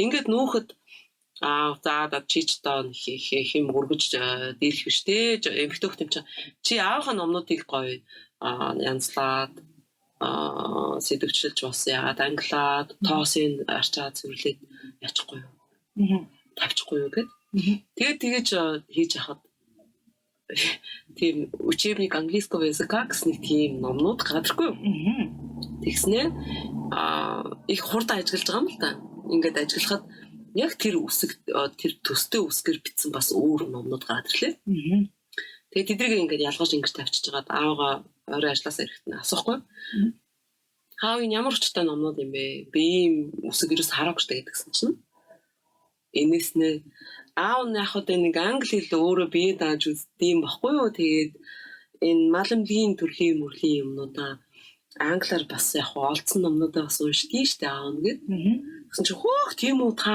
тэгвэл би англи хэлийг сурыг гэлтгсэн чи аав миний 5 хүүхдийн 4 нь бүгдээрээ л толгойтой авьяастай хүүхдүүд аль аль нь англи хэл сураагүй юм чинь чи ч мөн сурах хэрэгтэй гэсэн маягийн намайг нэг тэ өчүүхэнд бодсон юм шиг юм одоо яг англиар хэлээд одоо challenge юм уу те магадгүй тийм сорж байгаа юм шиг иймэрхүү юм хэлсэн чинь миний бүр өстой нөгөө шархагдлаад өстой нэрээ юу гэж байгаа өстой нэрээ харуулна гэж би өстой заавал сурч харуулна гэл тэгэл их нийтдээ манайх ч нөгөө аймагта нөгөөд ирсэн байгаа. Би 2010 жилд тооны гүнзгийд орж байгаа. Тэгээ 6 дахь 10 жил маань бол харин ч хамгийн сүүлчийн анги маань бол их маш сайхан ангисан. Намайг өстой хүндрэнгийн хүн шиг байлгаагүй манайхан. За тэгээд тэгж байж байхдаа л нөгөө транзистор радио гэдэг нэг байдаг байлаа шүү дээ. Тэр радиогоор ингээд орсоор дамждаг. Voice of America гэдэг ийм нэвтрүүлэг дандаа нэг шөнийн дунд дандаа 12 цаг 0 цаг өнгөрцөн байж хад явдаг тийм. Тэгсэн мөртлөө тэр чих сонин тогтсон цаг байхгүй. За. Тэгэхээр би ингээд бүр шөнийн 2 3 цаг болтол баг ингэж ноцолтож хүлээж ийж бас сонсдог. Тэгэхээр би яагаад тэгж сонсох гэсэн гэхээр өнөө учебник английского языка гэдэг дээр ингээ харахаар англиар ингээд яаж дуудахын орсууд бол яг бас нэг тийм ийм transcription гэж нэрлэдэг гэдэг юм ингэж яагаад тавиад тэгээ тэрийгээ ингээд орсоор тайлбарласан байдаг байхгүй юу энийг иймэрхүү маягаар дуудана гэд тэгээ тэр чинь ингээ уншаад дагаад хэлэхээр их бөхөг ер нь л бууж өгөхгүй би яаж дуудаад байгаагаа мэдэхгүй байгаа байхгүй тэгэхээр вирусын англи хэлээр яаж ярьдгийг л мэдмээр байгаа байхгүй юу надад дуудлага нь айгүй юу сонирхолтой тэгээд тэгж Voice of America сонсоо тэгээд аав юм чи яасан хэцүүхтэй наадхыг аяархан тавиач аав чи Монгол гэрт амьдардаг аав чи хүмүүс тармуулагч хардаг штэ хөөрхий тэгжиж тэгээд их хурдан хугацаанд англи хэлний дуудлагыг мэддэг болсон тэгээ яг жоохон Америк маягийн дуудлагатай англи хэл сурч ил тэгэхээр ер нь бол гэхдээ одоо англи хэл тэр ер нь ингээд нэг одоо амьдралын нөгөө юуны юу гэдэг лээ эмийн ургамлын талаар сурахад тэр нөлөө үзүүлсэн хүн бол ер нь их олон талд нөлөө үзүүлсэн хүн бол аав гэж байна юм уу тийм маш хэрэгтэй амьд явахд хэрэгтэй амьдралд яаж хандах уу хамгийн их ухаарл хайрладаг хэцүү үед хямарсан үед хамгийн их одоо түшиг болж өгдөг эргээд одоо юу үлээ гэж боддог ямар нэг юм над тохиолдвол аавгаал бодно тэгээд аав маань ингэ байсан бол юу ч хэлэх бол гэх тийм над ямар зөвлөгөө өгөх байсан бол гэдэг ингэж төсөөлөх бол хэрэгтэй тэгээд хүний нутагт амьдрал тэгээд ээж аавгаа алдсны дараа бол бид нар ч хүний нутагт амьдарч байгаа хүмүүс ч хэцүү шүү дээ дандаа илгэн саднаа санаа нь ганцаардна зарим үед бол бас энэ одоо харийн хүмүүс чинь бидний авчаад байгаа ч юм шиг санагдах үе байна тийм ээ нүд үзүүлээд байгаа ч юм шиг ялгаж харцаад байгаа ч юм шиг за ийм үед бол ийм тургамлаа их сонирхсон дээрэс нь бас тэр зүүдний йога гэдгийг яаж агаад зүүдээ тайлах тал дээр бас их аваа юм сурч байгаа тэгээд зүүдний йога гэсэн ийм нүүр номны юу сургалт төлбөртэй сургалт бас явуулж үзсэн. Хэд хэдэн хүмүүс оролцсон байж байгаа. Миний сургалтанд оролцсондоо сэтгэл хангалуун байна гэж бичиж байгаа. За өөр нэг сонирхож байгаа юм бас одоо бас яг сургалтанд явуулж байгаа юм гэх юм бол энэ элэг цэснийхээ чулууг цэвэрлэх. Элэг цэснийхээ чулууг цэвэрлэх бол зөвхөн одоо бие махбодын хор тайлах биш. Ер нь хүний бие махбодын хор гэдэг бол сэтгэлийн хор болдог. Сэтгэлийн хор нь эргээд бие махбодын хор болдог. Хоорондоо бэлтэй холбоотой. Маш нарийн нэг тултай холбоотой байт юм байна. Хүний бие сэтгэл сүнс гэдэг юм буруу юмыг мөн ухаан гэдэг юмыг ерөөсөө салангат тустай авч болохгүй. Яг одоо юм томцсон дээс шиг үт юм. Тийм ээ. Тэгэхээр дээс одоо томцсон байдаг. Уг бол олсны ингээд нэг ширхийн суулаад авцантай адил. Одоо хүний бие нь одоо таарахын бахан бол үгүй бол одоо юу гэдэг зөвхөн одоо өөрийнхөө сэтгэлийг анхаарах ч гэдэм үг бол зөвхөн оюун ухааны хөгжлийг анхаарад зөвхөн боловсрал гэж хөөгөөд зөвхөн одоо диплом тий зэрэг дэвгээд ингэж явах юм бол тэр чи үгс үг гэхээр энэ бие сэтгэл сүнснийхаа оюун ухааныхаа тэнцвэрийг алдаж байна гэсэн. Тэгэхээр олсны нэг ширхгийн ингээд суулаад аваа хайцантай адилхан. Тэгэхээр тэр яг олс ирчлээсэн сулраад тэгээд байхгүй задраад олс биш тийм ээ. Тэгэхээр хүний эрүүл мэнд гэдэг бол ийм олон хүчин зүйлүүд бол хоорондоо маш их холбоотой байдаг юм байна. Энийг ойлгоход бол элэг цөсөө цэвэрлэх бол ялангуяа амьтны гаралтай уураг мах их иддэг. Сүү цагаан хэдээ тослог их юм иддэг монголчуудад бол асар хэрэгтэй. Үе бас арх согтруулгандаа бас хэмжээнээс нэвтрүүлээд уучдаг тийм хандлага бол магад байдаг тийм ээ. Тэгэхээр монголчууд бол олон хийх юм бол бие сэтгэл ариусгад хийх хэрэгтэй арга юм байна гэж боддог. Тэгээд ийм сургалтаа явуулж байгаа нөгөө эрүүл мэндийн ерөнхий нэг групп байгаа гэсэн тийм тэрэндээ тэр сургалт юу хичээлээ зааж өгдөг. Элэг зүс угаах болов цэвэрлэх тийм. Энэ нь тэгээд нийтдээ одоо хэр удаа үргэлжлэх? Нэг удаагийнх нь шин хэр удаа үргэлжлэх? За анхаарах зүйл хэм бол элэг зүсийг бол цэвэрлэхдээ би зүгээр нэг үзээд хий гэж тийг цэвэрлж болохгүй гэж байгаа. За нэг цэвэрлэх юм бол олон удаа цэвэрлжээж дараа нь бүр чулуу гарахгүй болтол нь цэвэрлэж байгаа эхний удаад. За. Тэгэхээр чинь тэр чи юу гэсэн үг гэхээр сард нэг удаа заавал цэвэрлэх гэсэн үг. Тэгээ сар болгон дараалан цэвэрлж явсаар хагаад тэгэхээр хүн хүний өөрийн онцлогоос бас өөр байна. Их баг янз янз. 13 удаа хийсэн хүн байж болно. 25 удаа хийсэн хүн ч байж болно. Тэгэхээр энэ аргыг боловсруулсан тэр Андреас Мориц гэдэг герман гаралтай Америк одоо зохиогч нь болохоор 23 удаа илгээ цэвэрлсэн гэх юм лээ. Тэгээд цусны бүр тийм хатуу чулуутай байсан хүн. Тэгээд цусны одоо чулууны дайрлага гэх юм уу? Аюултай өвддөг тийм хуурц одоо өрсөлийн чанартай тийм дайрлагад өртөжсэн гэж байгаа. Тэгэхээр маш өвддөг хүн бол ерөөсөө нөгөө олгоо өвддөг шиг бүр авторч ундаг барьдаг тийм ээ. Тэгэхээр багасаа одоо үе мөчний тийм өвчтэй байсан rheumatic fever гэж нэрлэдэг байгаа. Одоо их халууруулдаг тийм үе мөчний өвчтэй байсан учраас үе мөчний им гэж асар хэмжээний им уусаар байгаа.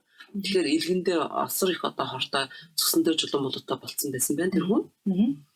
Тэгэхээр ийм шалтгаанаар ер нь одоо тэр эмч нарын өгөөд исэн одоо ердийн ангаахын шугамар өгөөд байгаа эмнэлгээс эмчээс бичиж өгөөд байгаа эм нь бол ерөөсөө өөрт нь ямар ч тус олоогүй 20 хүрээд бол ерөөсөө бие нь бол улам одоо муудсан за өөр нь одоо хэдэн олон янз болж ирсэн ууж байгаа төрлийнх нь эмнүүд нь улам их болоод ирэнгүүт за яг одоо ингэж хэлмэгдэж байгаа эмийн үйлдвэрийн одоо золиос болж байгаа хүмүүсийн л одоо туулж өгүүлж байгаа зовлон шүү дээ. Үүнийг яг биеэрээ амсаад ирэнгүүтээ маш залуугасаа эмээ уух болоод тэгэл ерөөсөө ийм альтернатив медицин гэж нэг одоо ердийн биш одоо юу гэдэг эмийн бүтээгдэхүүнийг орлох гэх юм одоо тийм одоо өөр аргаар эмчлэх юм уу? Ангаахын одоо ердийн бус аргын ердийн бус гэж хэлэх бол эмгүүгээр эмчлэх юм уу? Тийм альтернатив гэдгийг бол би ердийн бус гэж хэлж болох гэж бодож байна. Тэгэхээр ердийн бус ангаахын л бүхний төлөө юмыг сонирхож судалж авсан юм билээ. Тэгээд энтэг яваад ашрамд суугаад, йога хийж сураад, тэгээд аюрведд их олон жил аюрвед сурсан. Тэгэхээр аюрведийн хотчхон гэж үзэж олно. Морицыг. Тэгээд аюрведийн панчакарма гэдэг ийм уламжлалт хоол тайлах эмчилгээ гэдэг. Тэгэхээр аюрведийн эмчнэр юу гэж үздэг вэ гэхээр аюрвед ерөөсөө аюрвед юу гэж үздэг вэ гэхээр хүн ямар ч эмчилгээ хийхэд эхлээд хоол тайлах эмчилгээ хийжээж панчакармагаа хийжээж тэгээд одоо тухайн зөвөр эмгэгтэй таарсан эмчилгээг хийх ёстой гэдэг. Ингэх юм бол эмчилгээ болно. Тэгхгүйгээр хороо тайлахгүйгээр шууд эмчилгээ рүүгээ орох юм бол энэ эмчилгээ болохгүй. Зөвхөн төр зургийн л нэг додомнол. Яг юмны төрхөн зур нэг торгоогоо орчихсон шүү дээ. Тэгэхээр юу н одоо саар үр дагавар нь их ноцтой олно яагаад гэвэл өвчин улам одоо архагшиж ирдэг гэж. Хууч өгчтэй. Юу яах болгоно л тэ нөгөө хагас яах болгоно л юм үлдээд урхаг үлдээд байна гэсэн үг. Тэр нь улам одоо хүний эд эсний гүнд нэвтэрж ордог гэж байгаа. Тэгэхээр альва одоо өвчнийг эмээр эмчлэх бол ерөөсө тэрүүгээрээ асар арангахтай. Тухайн үед нь зөвхөн шинж тэмдгийн ингээд байхгүй болгочоод өнөө хорт бодис байгаа шүү дээ. Хүний бие төрөлдсөн байж байгаа. Тэр хорт бодис за мөн одоо үхсэн бактери вирусын сэгз юм. Тэр чинь уул нь бол тунгалгын булчиргаар дамжаад дотоод шүүрлэр гарах хэрэгтэй байхгүй гадагш байгаа. Тийм ээ? Тэгэхэд чинь тэр бол бүр хүний одоо эд эсний гүн рүү нэвтэр орчдөг байна. Тэр юу гэсэн үг вэ? Яс. Үе мөчний холбоос нууд тэр юм руу орчдөг. Тэгэхээр үе мөч өвдөж ийн гэдэг бол ерөөсөө л ер нь их хүчилжсэн бие. Тэгээд дээрэс нь маш их хорт бодис одоо бид одоо гүн рүү орсон байдаг гэсэн үг. Тэгэхээр Морицийн арга бол Мориц өөрөө хэлдэг л дээ. Энэ бол зөвхөн бие махбодын хор тайлах эмчилгээ бол бас биш. Элэгний чулуу хөөх. Элэгний чулуу өөрөө ямар онцлогтой вэ? Элэг өөрөө ямар эрхтэн бэ гэхээр хүний хоёр дахь тарих гэж. Өөрөө тэгж дүгнсэн байгаа. Тэр юу гэсэн үг гэхээр хүний одоо бага наснаас ахуулаад гадаад орчноос нийгмийн одоо дарамт шахалтнаас ч гэдэм үү. Уг бол гэр бүлийн дотоод зөрчлөөс ч гэдэм үү. Одоо уг бол гэр бүлийн хүчирхийлэл ярьдаг тийм манайхан сүүлд гарчсан нэр дэм юм тийм гэр бүлийн хүчирхийлэл. Иймэрхүү олон юмнаас авсан сэтгэлийн шарах урхаг энэ юмнууд бол яг тэр илгэнд одоо тэр чулуунуудтай барцалтаад байждаг гэж. Тэгэхээр тэр чулуунуудыг хөөж гаргах юм бол бас сэтгэлийн шарах идэгдэг гэж. Ухаан цэлмэн сэтгэл онгой хуучин одоо хоригдсон байсан шарах чинь тайлгдана. Эдэг нь анин гэсэн үг. Хэрвээ тэгж зөвлөхгүй бол ерөөсөө тэр шарах бол ерөөсөө төрөний аниж идэхгүйгээр нэг тийм дотроо өөрөө ч мэдэхгүй уг бол мэдсэн байсан ч одоо яаж одоо анаах одоо эдгийг аргаач болохгүй ингээд явдаг л тийм ангарахаа шарахтай л гэсэн үг. Тэр нөгөө төрөний таны хэлээдсэн нөгөө олс том бол яа нэг утсан дотуул гэдэг шиг хэрвээ янзлахад бол гурван гил янзлахгүй эсвэл бүх утсыг яахгүй бол нэг янзлаад нөгөөдөл нь үлдээх нь яг тийм ээ. Яг л тэгж ойлгож байна. За одоо андагч чи хоёлаа юунуудыг ярьлаа л да зөндөө англи хэлээ яаж хэлүүдийг ерөнхийдөө яаж сурсан тий. За герман хэллээ сурахтаа хоёлаа герман руу юу яагаад биш герман руу австрал руу яагаад ирэх болсон. Австрийг яагаад сонгочихсон? Англи хэлтэй юуны аялал жуулчлалын орчуулагч хийдэг байлаа да хөтж хийдэг. Тэгээд 96 онд юунд Монгол Улсын их сургуулийн хятадчлалын ангид ороод нөгөө олон улсын харилцааны дэд сургууль гэж байсан шүү дээ. Тэрний яг судлалын ангид ороод сурч хахад хөдөлмөс ирсэн надад бол зуныхаа амралтаар жуулчны хөдөж орчуулагч хийгээд явах бол асар хэрэгтэй байсан. Санхүүгийн хувьд одоо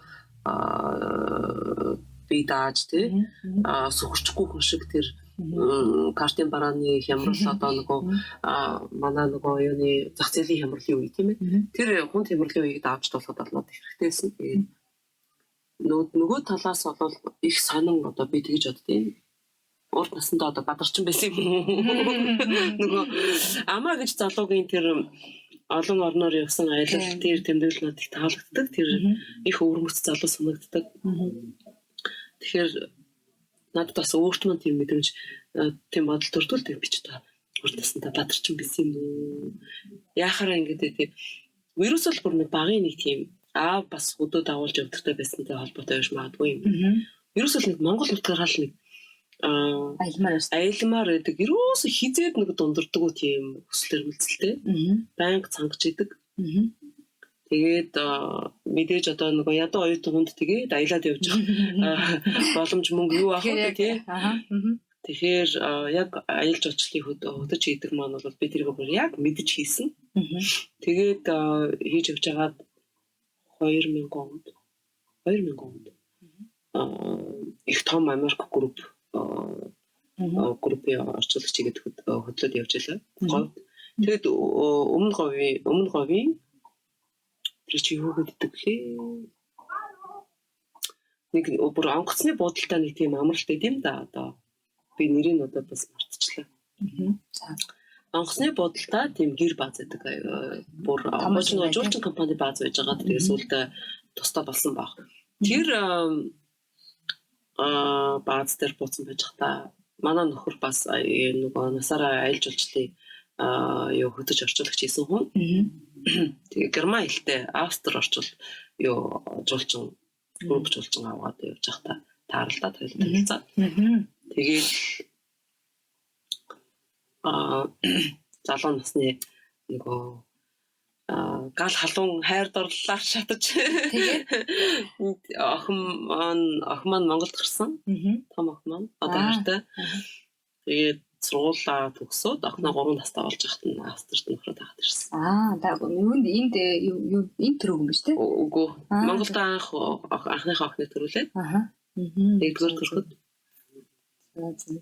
Тэгээд одоо юутай болж байгаа юм те. Та ер нь гэхдээ юу хийж исэн сая нэг оюутан байх аялах тавтай байсан гэсэн зүүн баруун талаар бол нэлээ явцсан гэсэн те. Урдуур баруун талаар аль газар дээр яв гоё газар одоо юу гэдэг лээ. Нөгөө Монголд явж исэн газруудаас одоо Европт өөр аялж исэн газруудаас бас сонин содон зүйл бас нөгөө юу сонирхолтой гэж аялах юу хийж исэн юм юу жуулчнаар бол ингээд явж байхдаа баруун аймагуудаас говь алтаа явж үзээгүй, уус явж үзээгүй. За ерөөсө баруун аймаг явах маш дуртай. Яг тэнд ерөөсө Монголын үе соёл бол өстой яг одоо унган төрхөөрөө хуучин одоо нүүдэлчин малчин артум маань яаж амьдарч ирсэн яг тэр хоёрын амьдараа байна гэж боддог би. Бүрэн амьд байж байгаа. Тэгэхээр миний одоо ерөөсө байнгын бодож хүсч явж байгаа юм бол ер нь говь алтаа уусл явж үзэх. Баян үлгий завхан ховдоор бол явж исэн. Хэд хэд удаа явсан. Азар одоо аялалтаа болж таарж групп аялал авч явж исэн. За Монголын бүх аймагуудаас зүүн талын аймагуудаар нь ерөөсөө явж үзээгүй. Сүхбаатар, Дорнод, Дорногов явж үзээгүй. Тэр одоо ямар таалагддаг вүлээ? Менингийн талыг үзмээр л байна. Тийшээ явж үзмээр энэ хаалх гол өөрчн нөгөө сайн ирийн очиж явдаг шилийн богдын үзмээр л тэр нэг бурхантын хүндийг нүү нэг айгүй юм том бурхан ингээд чулуугаар ингээд шилтгэж хийсэн тийм тийм байдгүй те би тэр хүндийг гэсэн баг тийм юм байд юм гэж би дуулсан тэр үзмээр л юм. За өөр бол бусдаар нь бол явсан.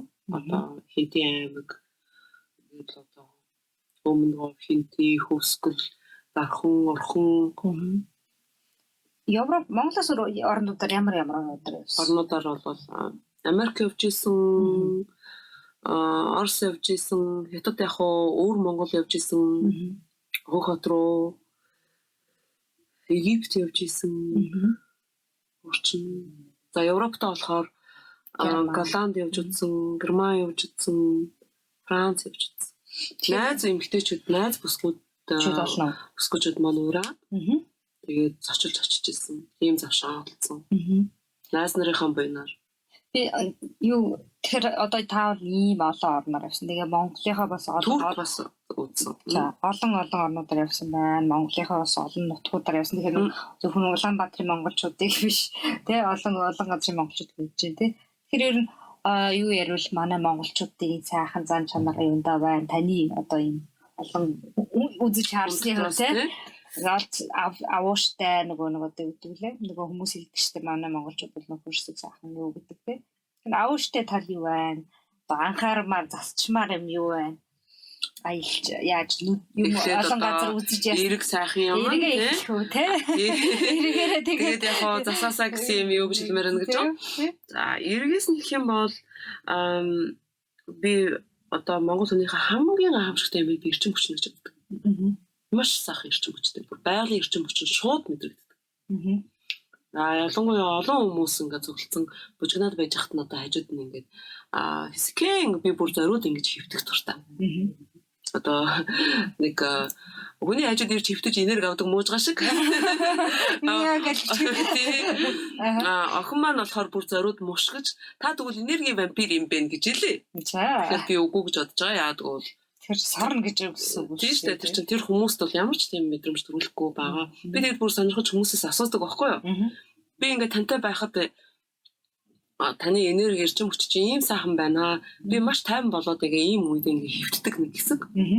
Тэгээ надад ийм сонин одоо нэг тийм дулаахан долгион одоо ийм дулаан нуурын одоо юун дээр мандал дээр хөвжваа юм шиг ийм тайван мэдрэмж төрдөг. Ийм үед бол би хөвтөх дуртай. Тэгээд тэрийг анхаарч бүр мэдэрч бүхэл эд эсрэг мэдэрч ингэж хөвтдөг сэтгэл биеэрээ тийм. Тэгээд танд бол ийм үед ямар мэдрэмж төрдөг? Та бол ядарч модроогүй тэгээд асуухаар үгүй юу ч мэдэрдэг уу надад бол бас л ангин юм байсан л гэж. Тэрнээс бол би шууд ядарлаа. Одоо тийм ерөөсөө тийм юм хийж байгаагүй. Бүр хүмүүсээс бүр зориудтэй гэж хэрэг болгож асуужсэн. Тэгэхээр тэр нэг гайхамшигтай санагддаг монголчуудын тэр асар гоё унган амьд байгалийн юу эрчим хүч. Эрчим хүчийг бүр биерээ ингээд цацруулаад явж идэг хүмүүс юм байна. Амьд одоо дамжуулагч нар тий. За хоёрдугаарх нь гэх юм бол одоо удмын сан маш байна. Удмын сангаа болохоор уудалж сураасаа. Удмын сангаа хамгийн нэгдүгээрт одоо хамгийн том баялаг гэж ойлгосоо л гэж би боддог. Өг соёлоо яагаад гэвэл авиастай их юм үзсэн. Маш одоо их орон зайг туулсан. Сайн муу бүх юмыг үзсэн ийм ард түмний үр өдөм учраас удмын сан маш баян. Тэгэхээр бид нар одоо уул уурхаа ухаад авах биш тийм ээ. Эд материал бол нэг ахтар анхаарал төвлөрүүлэхгүйгээр өөр өөрснийхөө удмын сангаа уудлах юм бол жинхэнэ авиас бол ундраал ах юм байна. Авиас чадвар уур чадвар ихтэй ард түмэн л гэж би бодсон монголчуудыгаа.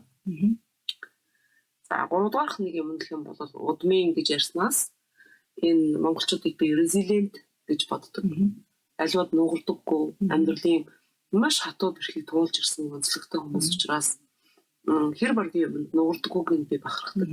Сөхөрдөггүй амьдралын хатууд амьдралын ирээн бараанд сөхөрж ундаггүйд нь бахархдаг. Маш ч нөгөө юуныг монголчууд их дасан зохисох чадвартай гэдгээс өөр нөгөө нэг томьёол бол тэрнээс гадна айгүй гоё томьёол байна. Тийм resilient одоо яг дасан зохицсон гэхээр чи нөгөө гэдэг муудаж тасаад сайг тасаад айгүй хөрмхаа гэдэг болчих жоо тийм нуурахгүй гэдэг бол дахиад бүр гоё одоо тийм өөр шүү дээ тийм өөр утгатай тийм гоё юу байна. Бүр ингээд хувь зайны цохилчиг юм ингээд бүр тийм бүр цогж унгаагаад ахтал босч ирээд байдаг. Уламжтай болж ирээд байгаа юм гоё. Бүр шаранда. Тэр нь их гоё санагдаж шүү дээ. Гоё тодорхойлтой. За одоо гоё нэг хэлсэн юм чи өөр юм бэ гэж юм засаасаа гэж байгаа. Засах юм гэх юм бол яг хоо энэ сайн сайхан өв соёл энэ удмаа айлхоор өөрийнх нь баялагийг олж харах замаар хүн дураахаа л болоосоо л гэж байна. Ер нь өөрийн толгойгүй явах хамгийн эмгэлтэй юм байна. Энэ шиг тарах юм ер нь амьдралд хүний хорвоо байдаггүй ахлах шиг боддог. Тэгэхээр ийм онцлог бүхий ард түмэн юм чинь өөрийнх нь толгойгоор л амьдрах хэрэгтэй. хэний ч амьдралын одоо лайфстайл энэ төр гэж дуурах тий энэ машинтай олчлоо тэр машинтай олчлоо би машинтай олъё ийм юм аа л болчихвол бидний бүх юм урд байж байна. Ийм сайхан баялаг байж байна. Ийм сайхан их орон байна. Ийм сайхан онгон дагшин нутаг ус маань байж байна тий. Тэгэхээр бид нар бол юуны ч өмнө байгаадаа сэтгэл хангалуун юм уу тий эсвэл нөгөө байгаагийнхаа үн цэнийг олж харах юм уу тий өөрөөр сайн сайхан юмнуудыг олж хараад тийм бол бид нар заавал хүн дураж явах юм шаардлага байхгүй шүү. Хин ихч андагч болохоор за таны хувь хүний зан чанарын тухай ярил. Энд чинь зан чанар чи ер нь одоо хийгээд байгаа юмтай би бол бас холбоотой гэж боддог болохоор асуугаад байдаг байхгүй. Одоо зарим нэг нь 20 7 хоногийн өглөөнөөс ороод нөгөө офисын ажил хийгээд суугаад л тий. Тэгэл одоо тэр хүн хангалттай тий. Өдөржин суудаг ажил хийдэг хангалттай тий. Одоо тэр хүн буруу гэж авч тий. Хүн бол зан чанараас бас шалтгаалаад хийж байгаа юм чинь бас тэр холбоотой байдаг байх гэдэг үгнээс асууж байгаа байхгүй. Та өөрийгөө тодорхойлвол таны зан чанар андаа гэж хин андаа юм бэ гэж ямар үгээр тодорхойлох болохоор надаа оноос нэрээр тодорхойлох юм уу? Юугаар тодорхойлох? Би өөрөө ингэж боддоо. За яг нөгөө өөрийнхөө тухай боддог бодлууд чинь бас насаад агаад өөрчлөгддөг шүү дээ. Өөрчлөгдөг тий. Тэгэхээр нөгөө хөндлөнгийн хүн юм шиг ингэж яасан тэрнээс олж эмзүүлж ус готарч исэн үе байгаа. Тэгээ нөгөө хоёр дахь хүүхд гаргасны дараа нөгөө хямрал болсон гэж би хэлжсэн тий. Тэгэхээр энэ бүхний чинь одоо нөгөө аавынхаа ягаар аргаар өөрөө л янз бүрээр тий ухаж бод арга хайж шинийг хайж байгаа эвлхийлж байгаа л одоо ямар ч гэсэн гардн гарлаа туулаад авлаа. Ингээд туулчаад эргээд харахад бол ерөөсө тохиолдох хэвээр юм тохиолддог юм байна. Хүний амьдрал бол ингээд ерөөсө одоо тасралтгүй сураал сурсаар байгаа л дуустал ийм процесс юм байна. Амьдрал бол ерөөсө зөвхөн үйл явц юм байна. Тэ? Тасралтгүй сурдаг л үйл явц юм. Тийм учраас одоо өөртөө тавьсан төгөлтүүд маань бол бас өөрчлөгдөж ирсэн л дээ. Тэр готронго биш. Нэг тийм шарахтай чоншиг биш те. Одоо гэлэг уйлаад. Сарлуу ингэ. Тийм биш. Тэгэхээр одоо өөрийгөө бол учиргууд үйлгээд байхад бас тий би тэрэнд эргэлзээ таанддаг байхгүй. Одоо нэг энэ тэндгүй нэг баахан гөрүүнүүд гарч ирээл би өөрийгөө эдгээцэн ингээл тэгэл баахан залуучуудыг өөртөө татаал ингээл өөрийгөө эмчилнэ гээл би тэрэнд болж байгаа юм дургу. Одоо хүний spirituality гэдэг юмар одоо сүнсний бурханлаг тэр юугаар нь хэрэгцээ одоо өнөөдрийн хүний хэрэгцээ маш их өндөр шүү дээ. Бурханлаг биш болцсон. Энэ муха капитализм ч одоо хүмүүсийг бүгдийг ингэж сүйдэлж чинь тийм ээ. Тэгэхээр энэ хэрэгцэээн дээр нэг муха ажиллаж байгаад энийг зах зээлжүүлж байгаад энэгээр нь ашиглаж байгаад би чондургүй гэдэг учраас эргэлздэг. Хүн ер нь ингээд өөдлөхөөс өмнө эдгээд бүр гэгээрээд одоо тийм ээ. Бүр одоо гэгээрсэн одоо эренбуучи болчихно гэхэд бол яг тоотой хэдэн өнцөг хүн байдаг л ах. Гэтэ хүн болгонд олддог заяа биш гэж боддог. Яг бол хүн туулах ёстой тэр самсараа гэж нэрлэдэг шүү дээ. Жохон наашаас байгаа. Төрөх юугаа? Төрөх тойргоо гүйцээж ийж тэр үе шатантай хүрж иж гэгэрнэ л гэж би боддог. Тийм болохоор өөрийгөө их айхтардаг үйлкод одоо тий. Тэгээд яг сургалт явуулж байгаа болохоор хүмүүс маань шавнар маань хөрхөн багшаа гэж хэлдэг. Тэгээд эхэндээ жоохон дасахгүй л байсан. Одоо бол харин дасаад манай шав инглээ, манай шав маань ингээд хөрхөн ингэсэн байна. Өстой урамтай байна гэх мэтлэнгээр бичдэг, боддог болоод арай дасаад байгаа. Тэгэхээр өөрт хийдэг дүгнэлт. Одоо юм бэ? Ивэний ялан нэг юу гэдэг вэ? Би өөрийгөө ингэж боддог. Ерөөсө хизээд шинийг эрэлхийлэгч. Энэ бол ааваас сурч авсан юм. За хоёрдугаарт нь бас айгүй чухал юм бол одоо би нүүдэлч монгол хүн. Тэгэхээр миний амьдралын зам бол яг л өвөг дэдсэн юм байна. миний бахархал бишрэл одоо нөгөө кумир гэж ярьдэн шүү дээ. Одоо би үлгэр жишээ авдаг хүмүүс гэлхэрч хүмүүсээс асуухаар янз янзын хүмүүсийн нэр хэлж байгаа байдаг тийм ээ. Гадаад хүмүүс ч гэл байж лээдэг тий харийн хүмүүс ч байж лээдэг. Одоо тэрнээс илүү юу? Зүгээр л эгэл ард юм. Монгол эгэл ард юм. За Монгол эгэл ардын маань өвсөй гэх юм бол хязгааргүй байлаа шүү дээ. Уртын дуу байна. Норон хуур байна. Тийм ээ бидний өвсөй. Тэгэхээр эднийхэн замаар амьдрмаар байна. Сая дэлгэж нөгөө юу ингээд шинийг санаачилдаг. Шинийг эргэлхий шүү дээ. Одоо арьсаар юм хийдэг шүү дээ. Тийм. Тэр чинь шинэх юм бас байсан нэг таны шинэх одоо бас л нэг шинэл тийм хөгжлийн нэг үе шат гэх юм уу гараараа юм хийж сурыг ингээд YouTube tutorial гэдэг юмар хараад гоё зүг хийсэн байж таач. За энэ ямар арьсаар хийсэн? Энэ яхаа им одоо ийм зузаа нэг гараараа хийсэн зоо шир гэж нэрлэдэг юм байна л да. Тэгэхээр энэ зоо ширийг юунд хэрэглэдэг вэ гэхээр яхаа имэйл хийхэд хэрэглэдэг. Үгүй бол нөгөө тансаг гутлын нөгөө уул хийдэг. Айгуу хатуу. Нөгөө юм ширүүн уултай гутлуудаас идэв шүү дээ. Тэгэхээр юу гэсэн үг гэхээр одоо бүдүүн одоо эр үхрийн яг бүр нуруу хэсгийн одоо зооны хэсгийн хамгийн зузаан нурууныхын зооны учраас зоо шир гэж нэрлэдэг юм байна гэж бодсон хүн хэлж өгсөн л доо танд хүн. Тэгээд яагаад ийм арсаар цүнх хийх болсон бэ гэхээр ийм одоо оригами гэдэг ийм нөгөө Японуудын нөгөө нэг цаас нугалж хийдэг тийм технологиор тийм аргаар за хийсэн цүнх би харчаад за энийг ерөөсөө би бүр ийм одоо таблет ч юм уу iPad энэ төр хийхэд айгуу одоо тулахтай ийм хатуу бүдүүн зоо ширээр хийя гэж бодоод тэгээд л ийм одоо юуны сахи илтсэн одоо бэлэн шир метрээр зардаг хэмжээгээр зардаг тийм мэргэжлийн дэлгүүр гэдэг л та. Грац гэдэг. Тэгээд дэлгүүрт очоод юугаар нөгөө хаягдл хийсэн үйлдвэрийн хаягдл хийсэн тийм юу гэдэг саксыг өөдсүүд гэдэг нь өөдснүүдийн хаягдл өөдснүүд. Тэгээд тэр өөдснөөс нь аваад тэгээд нэг юм цүнх хийсэн. За хийсэн арга гэх юм бол яг мэдээж энэ ойдог яаж цоолдгоо тийм ээ яаж ойдгоо ер нь эсвэрээ яаж гарах вэ гэсэн тийм юмыг бол нэг YouTube tutorial гэдэг харуулж хийж харуулдаг тийм бичлэгүүд байдаг шүү дээ. Тийм бичлэгээр ерөөсөө 2-3 хон л удаа үзсэн баг. Тэгээд санаад. Хамгийн гол юм нь бол багжнуудаа л оновчтой зөв сонгож авах. Тийм л бид юм лээ.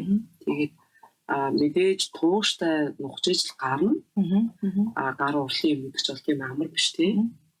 Тэгээ нөгөө тал нь энийг үлдээ одоо өөртөө хийсэн тий өөртөө л хийсэн. Тэгээд энэ доторч гэх юм бол энэ бас ийм давхар цүнхтэй дотроо тийм. Тэгээд энэ бүстэйг бас ингээд залгаатай ингээд орцсон ингээд байж байгаа. Тэгэхээр одоо юу гэдэг айгу конструктив гэх юм уу? Гурван хэмжүүртэй маягийн юм бас бодож хийсэн баггүй юу? За. Тэр доторх цүнх нь бол ерөөсөө энэсээ салдаггүй. Тэгээд нөгөө за 1 2 3 фахтай. За. Тэгээ яг болж л.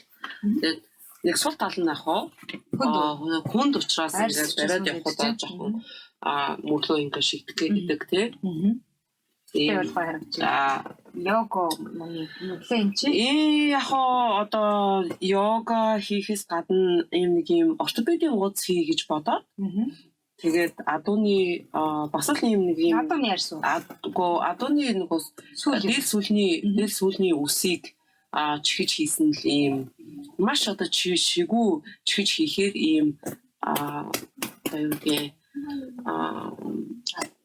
хатуу тэгээд бас ийм оймхой чанартай гэх юм уу. Дээр нь ингээд байж байгаа юм ойгоод ахаар ойж буугаад ахаар тиймэрхүү болно. Тэгэхээр энэ чинь нөгөө боксийнхны нөгөө нэг нүддэг нөгөө нэг эрстэй юу гэдэг штеп. Боксинг шок шиг тийм. Уутан одоо эрстэй уудаг гэдэг. Тэрнтэй төстэй чанартай байхгүй юу? Тэгэхээр энэ дээр бол сонгогдтой хэрэгтэй. Энийг бол хүмүүс бас захиалгаар хоёрыг хийж зарсан. Ортопедийн бас суудл хийж зарсан. Тэгээд үнэтэй гардаг яг орж байгаа материал нь маш үнэтэй байдаг учраас За анхны туршилтынхаа энийг бол өөртөө эргэлдэг. Энэ жоохон мэдээж анхны туршилтын учраас гэтээ одоо жоохон ойлгомжтой шүү дээ. айдлал зэрхэлтэй. Гэтэл яг нөгөө захиалгын бол стандарт. Арай Тэгээ анхных учраас өөрөө хэрэглээд байж байгаа. За энэ дээр юу хийдгүү гэхээр нураараа ингэж хөвтөж байгаа төрөл бүрийн юм сонголтын тасгалууд хийх юм бол хүний нурууны одоо нугалмнуудыг маш сайхан хооронд нь тэлж өгч сонгож өгдөг. Түүгээр их онцлогтой. Тэгээд одоо нурууны нугалмнуудыг дагсан булчингийн систем байна. Тэр булчингуудыг дагаж өгдөг одоо суудлын мэдрэл. За энэ бол одоо хөдөлгөөний дутагдaltaй суган ажил эрхэлдэг хүмүүс үеийн үед тийм ээ. За их хэмжээний амьтны гаралтай уург хэрэгжилж байгаа ийм нөхцөлд бол маш түгээмэл зовир болсон. Хүмүүсийн нуруу их өвддөг. За нугалмнууд нь одоо хитрхи юу ячдаг одоо суучдаг. Тэгээ хоорондоо үргэлж эхэлдэг. Тийм ээ. Ийм ноцтой эрүүл мэндийн асуудлуудтай болдог л да хүмүүс. Тэгэхээр минийх бол бас яг суудлын мэдрэл нөгөө суугаад голцсон юм хийгээд идэг болохоор өвддөг, зоворлдог тийм юм байна.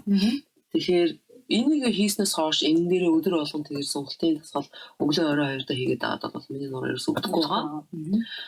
Хоёрдугаарт нь бол тэр бас элэг цөсөө 9 удаа цэвэрлээд элэг цөсөө цэвэрлэхэд бас дагаж бөөрөө цэвэрлэдэг юу бүдүүн гэцээ алхам алтмаар цэвэрлэдэг тийм юутай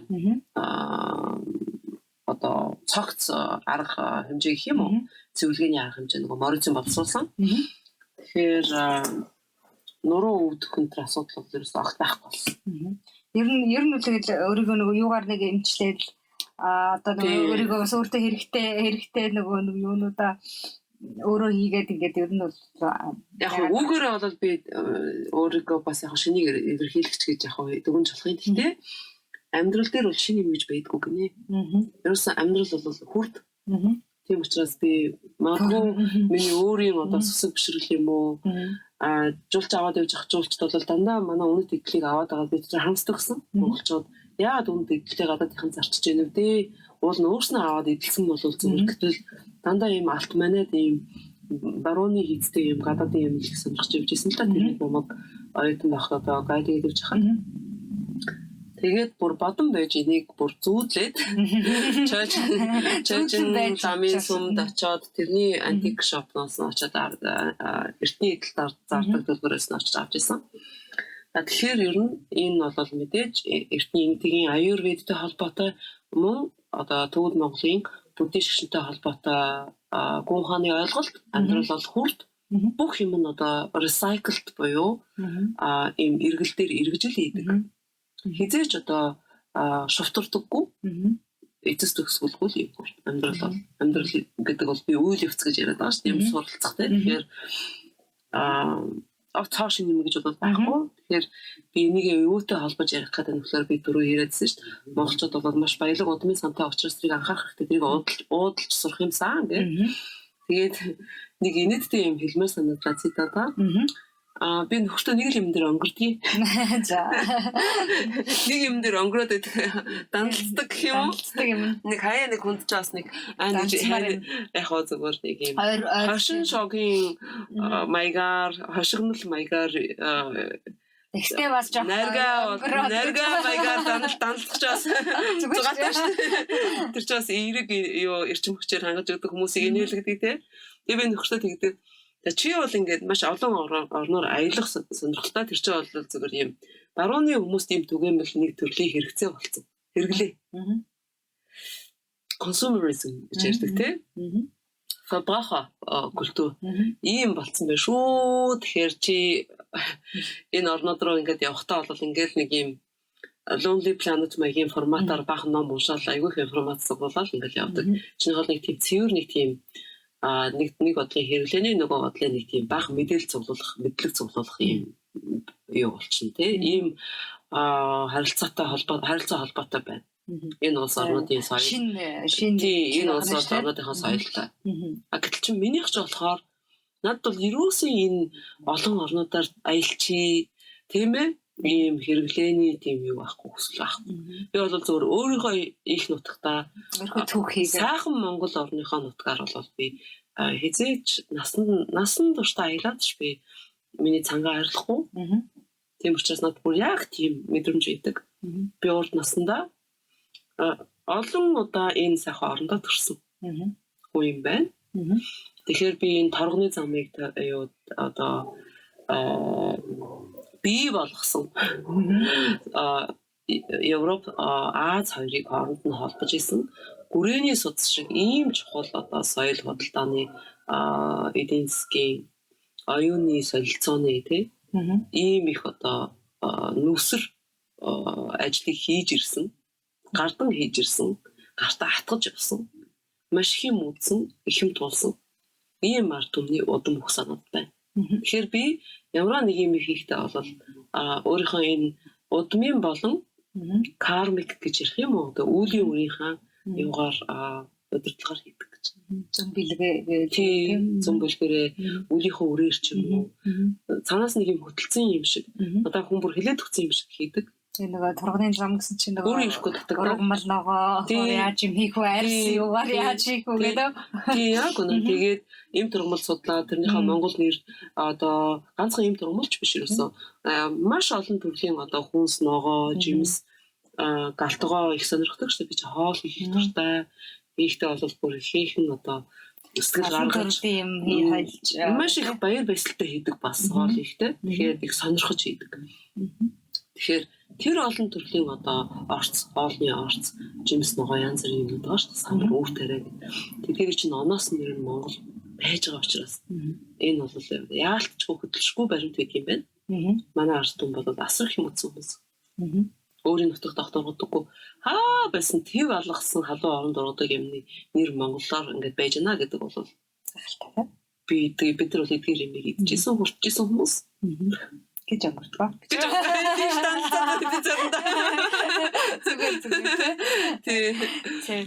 За, хоёулаа ер нь ингээд яриа дуусчаа. За, битэрийн подкаст дуусчаа. Тэгээ хамгийн сүүлд хин гिचс андагч сонсох юм болохоор одоо ингээд эмийн ургамлаар курс хийж байгаа. Тэ эсвэл нөгөө хүмүүс зааж өгж байгаа. Ингээд одоо онлайнаар юм уу одоо хичээлээ зааж байгаа. Та тэгвэл одоо тэр хичээл суух гэж байгаа хүмүүс гэж одоо тэр хүмүүст хандаж хэлвэл одоо жишээ нь гэхдээ би таны юу хэлээсэй гэж хэлж байгаа юм. Ямар хүмүүс одоо тэр курст суугаад тэ таны тэр хичээл суух ямар хүмүүс тэр хичээл зөв яг таарах хичээл одоо юу гэдэг нэг таны бие тушаад үзье гэдэг нэг хоног тушаад үзье гэдэг хүмүүсийг хичээл биш үү? Тэгэхээр нэг юм хийх юм бол тууштай хийдэг. Өнөө зүйлсийн ойлголт нь бол нөгөө юм байрын солилцсон биш.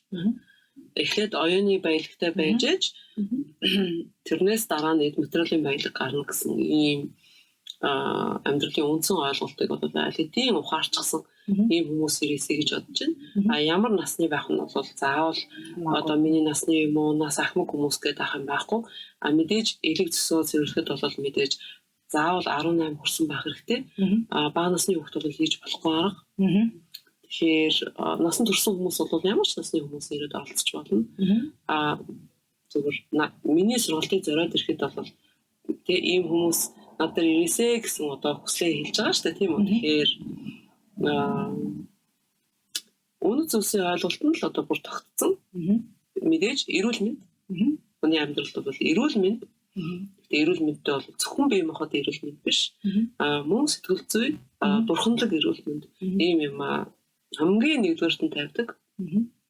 Оюуны баялгаас юуны оюуны баялаг оюуны баялаг ихлээр бий болж ш дараа нь эдийн баялаг араас нь дагаж гарч ирнэ. Эдийн баялагийг бий болгодог одоо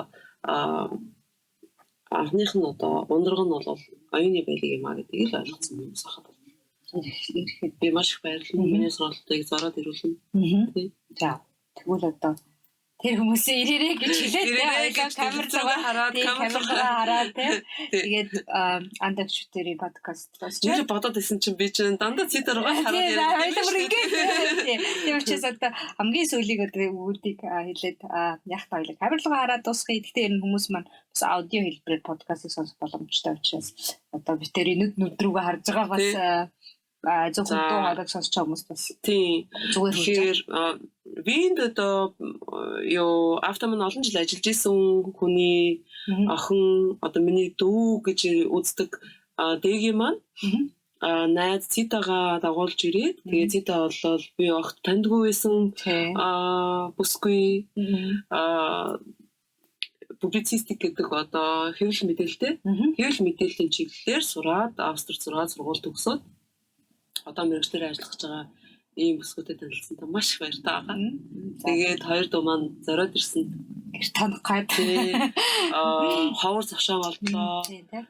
Ерөөлөөр учирсан юм шиг санагдлаа. 2 хоног дэндүү богинохон хугацаа байлаа. Ахин дахин ирж байгаарэ. Тэгээд Цитагийнхаа ийм сайхан сэтгэл гаргаж зорж ийм их одоо багаж мэргэжлийнхаа төхөөрөмжүүдийг дааж хэрж ирсэн. Энэ сэтгэлийн нэзээд мартахгүй маш их баярлалаа. Баярлалаа. Тэгээд бидний подкастыг сонирхож сонсон санартаа маш их баярлалаа. Тэгээд хааж байгаа л эрүүл энхийг хүсье.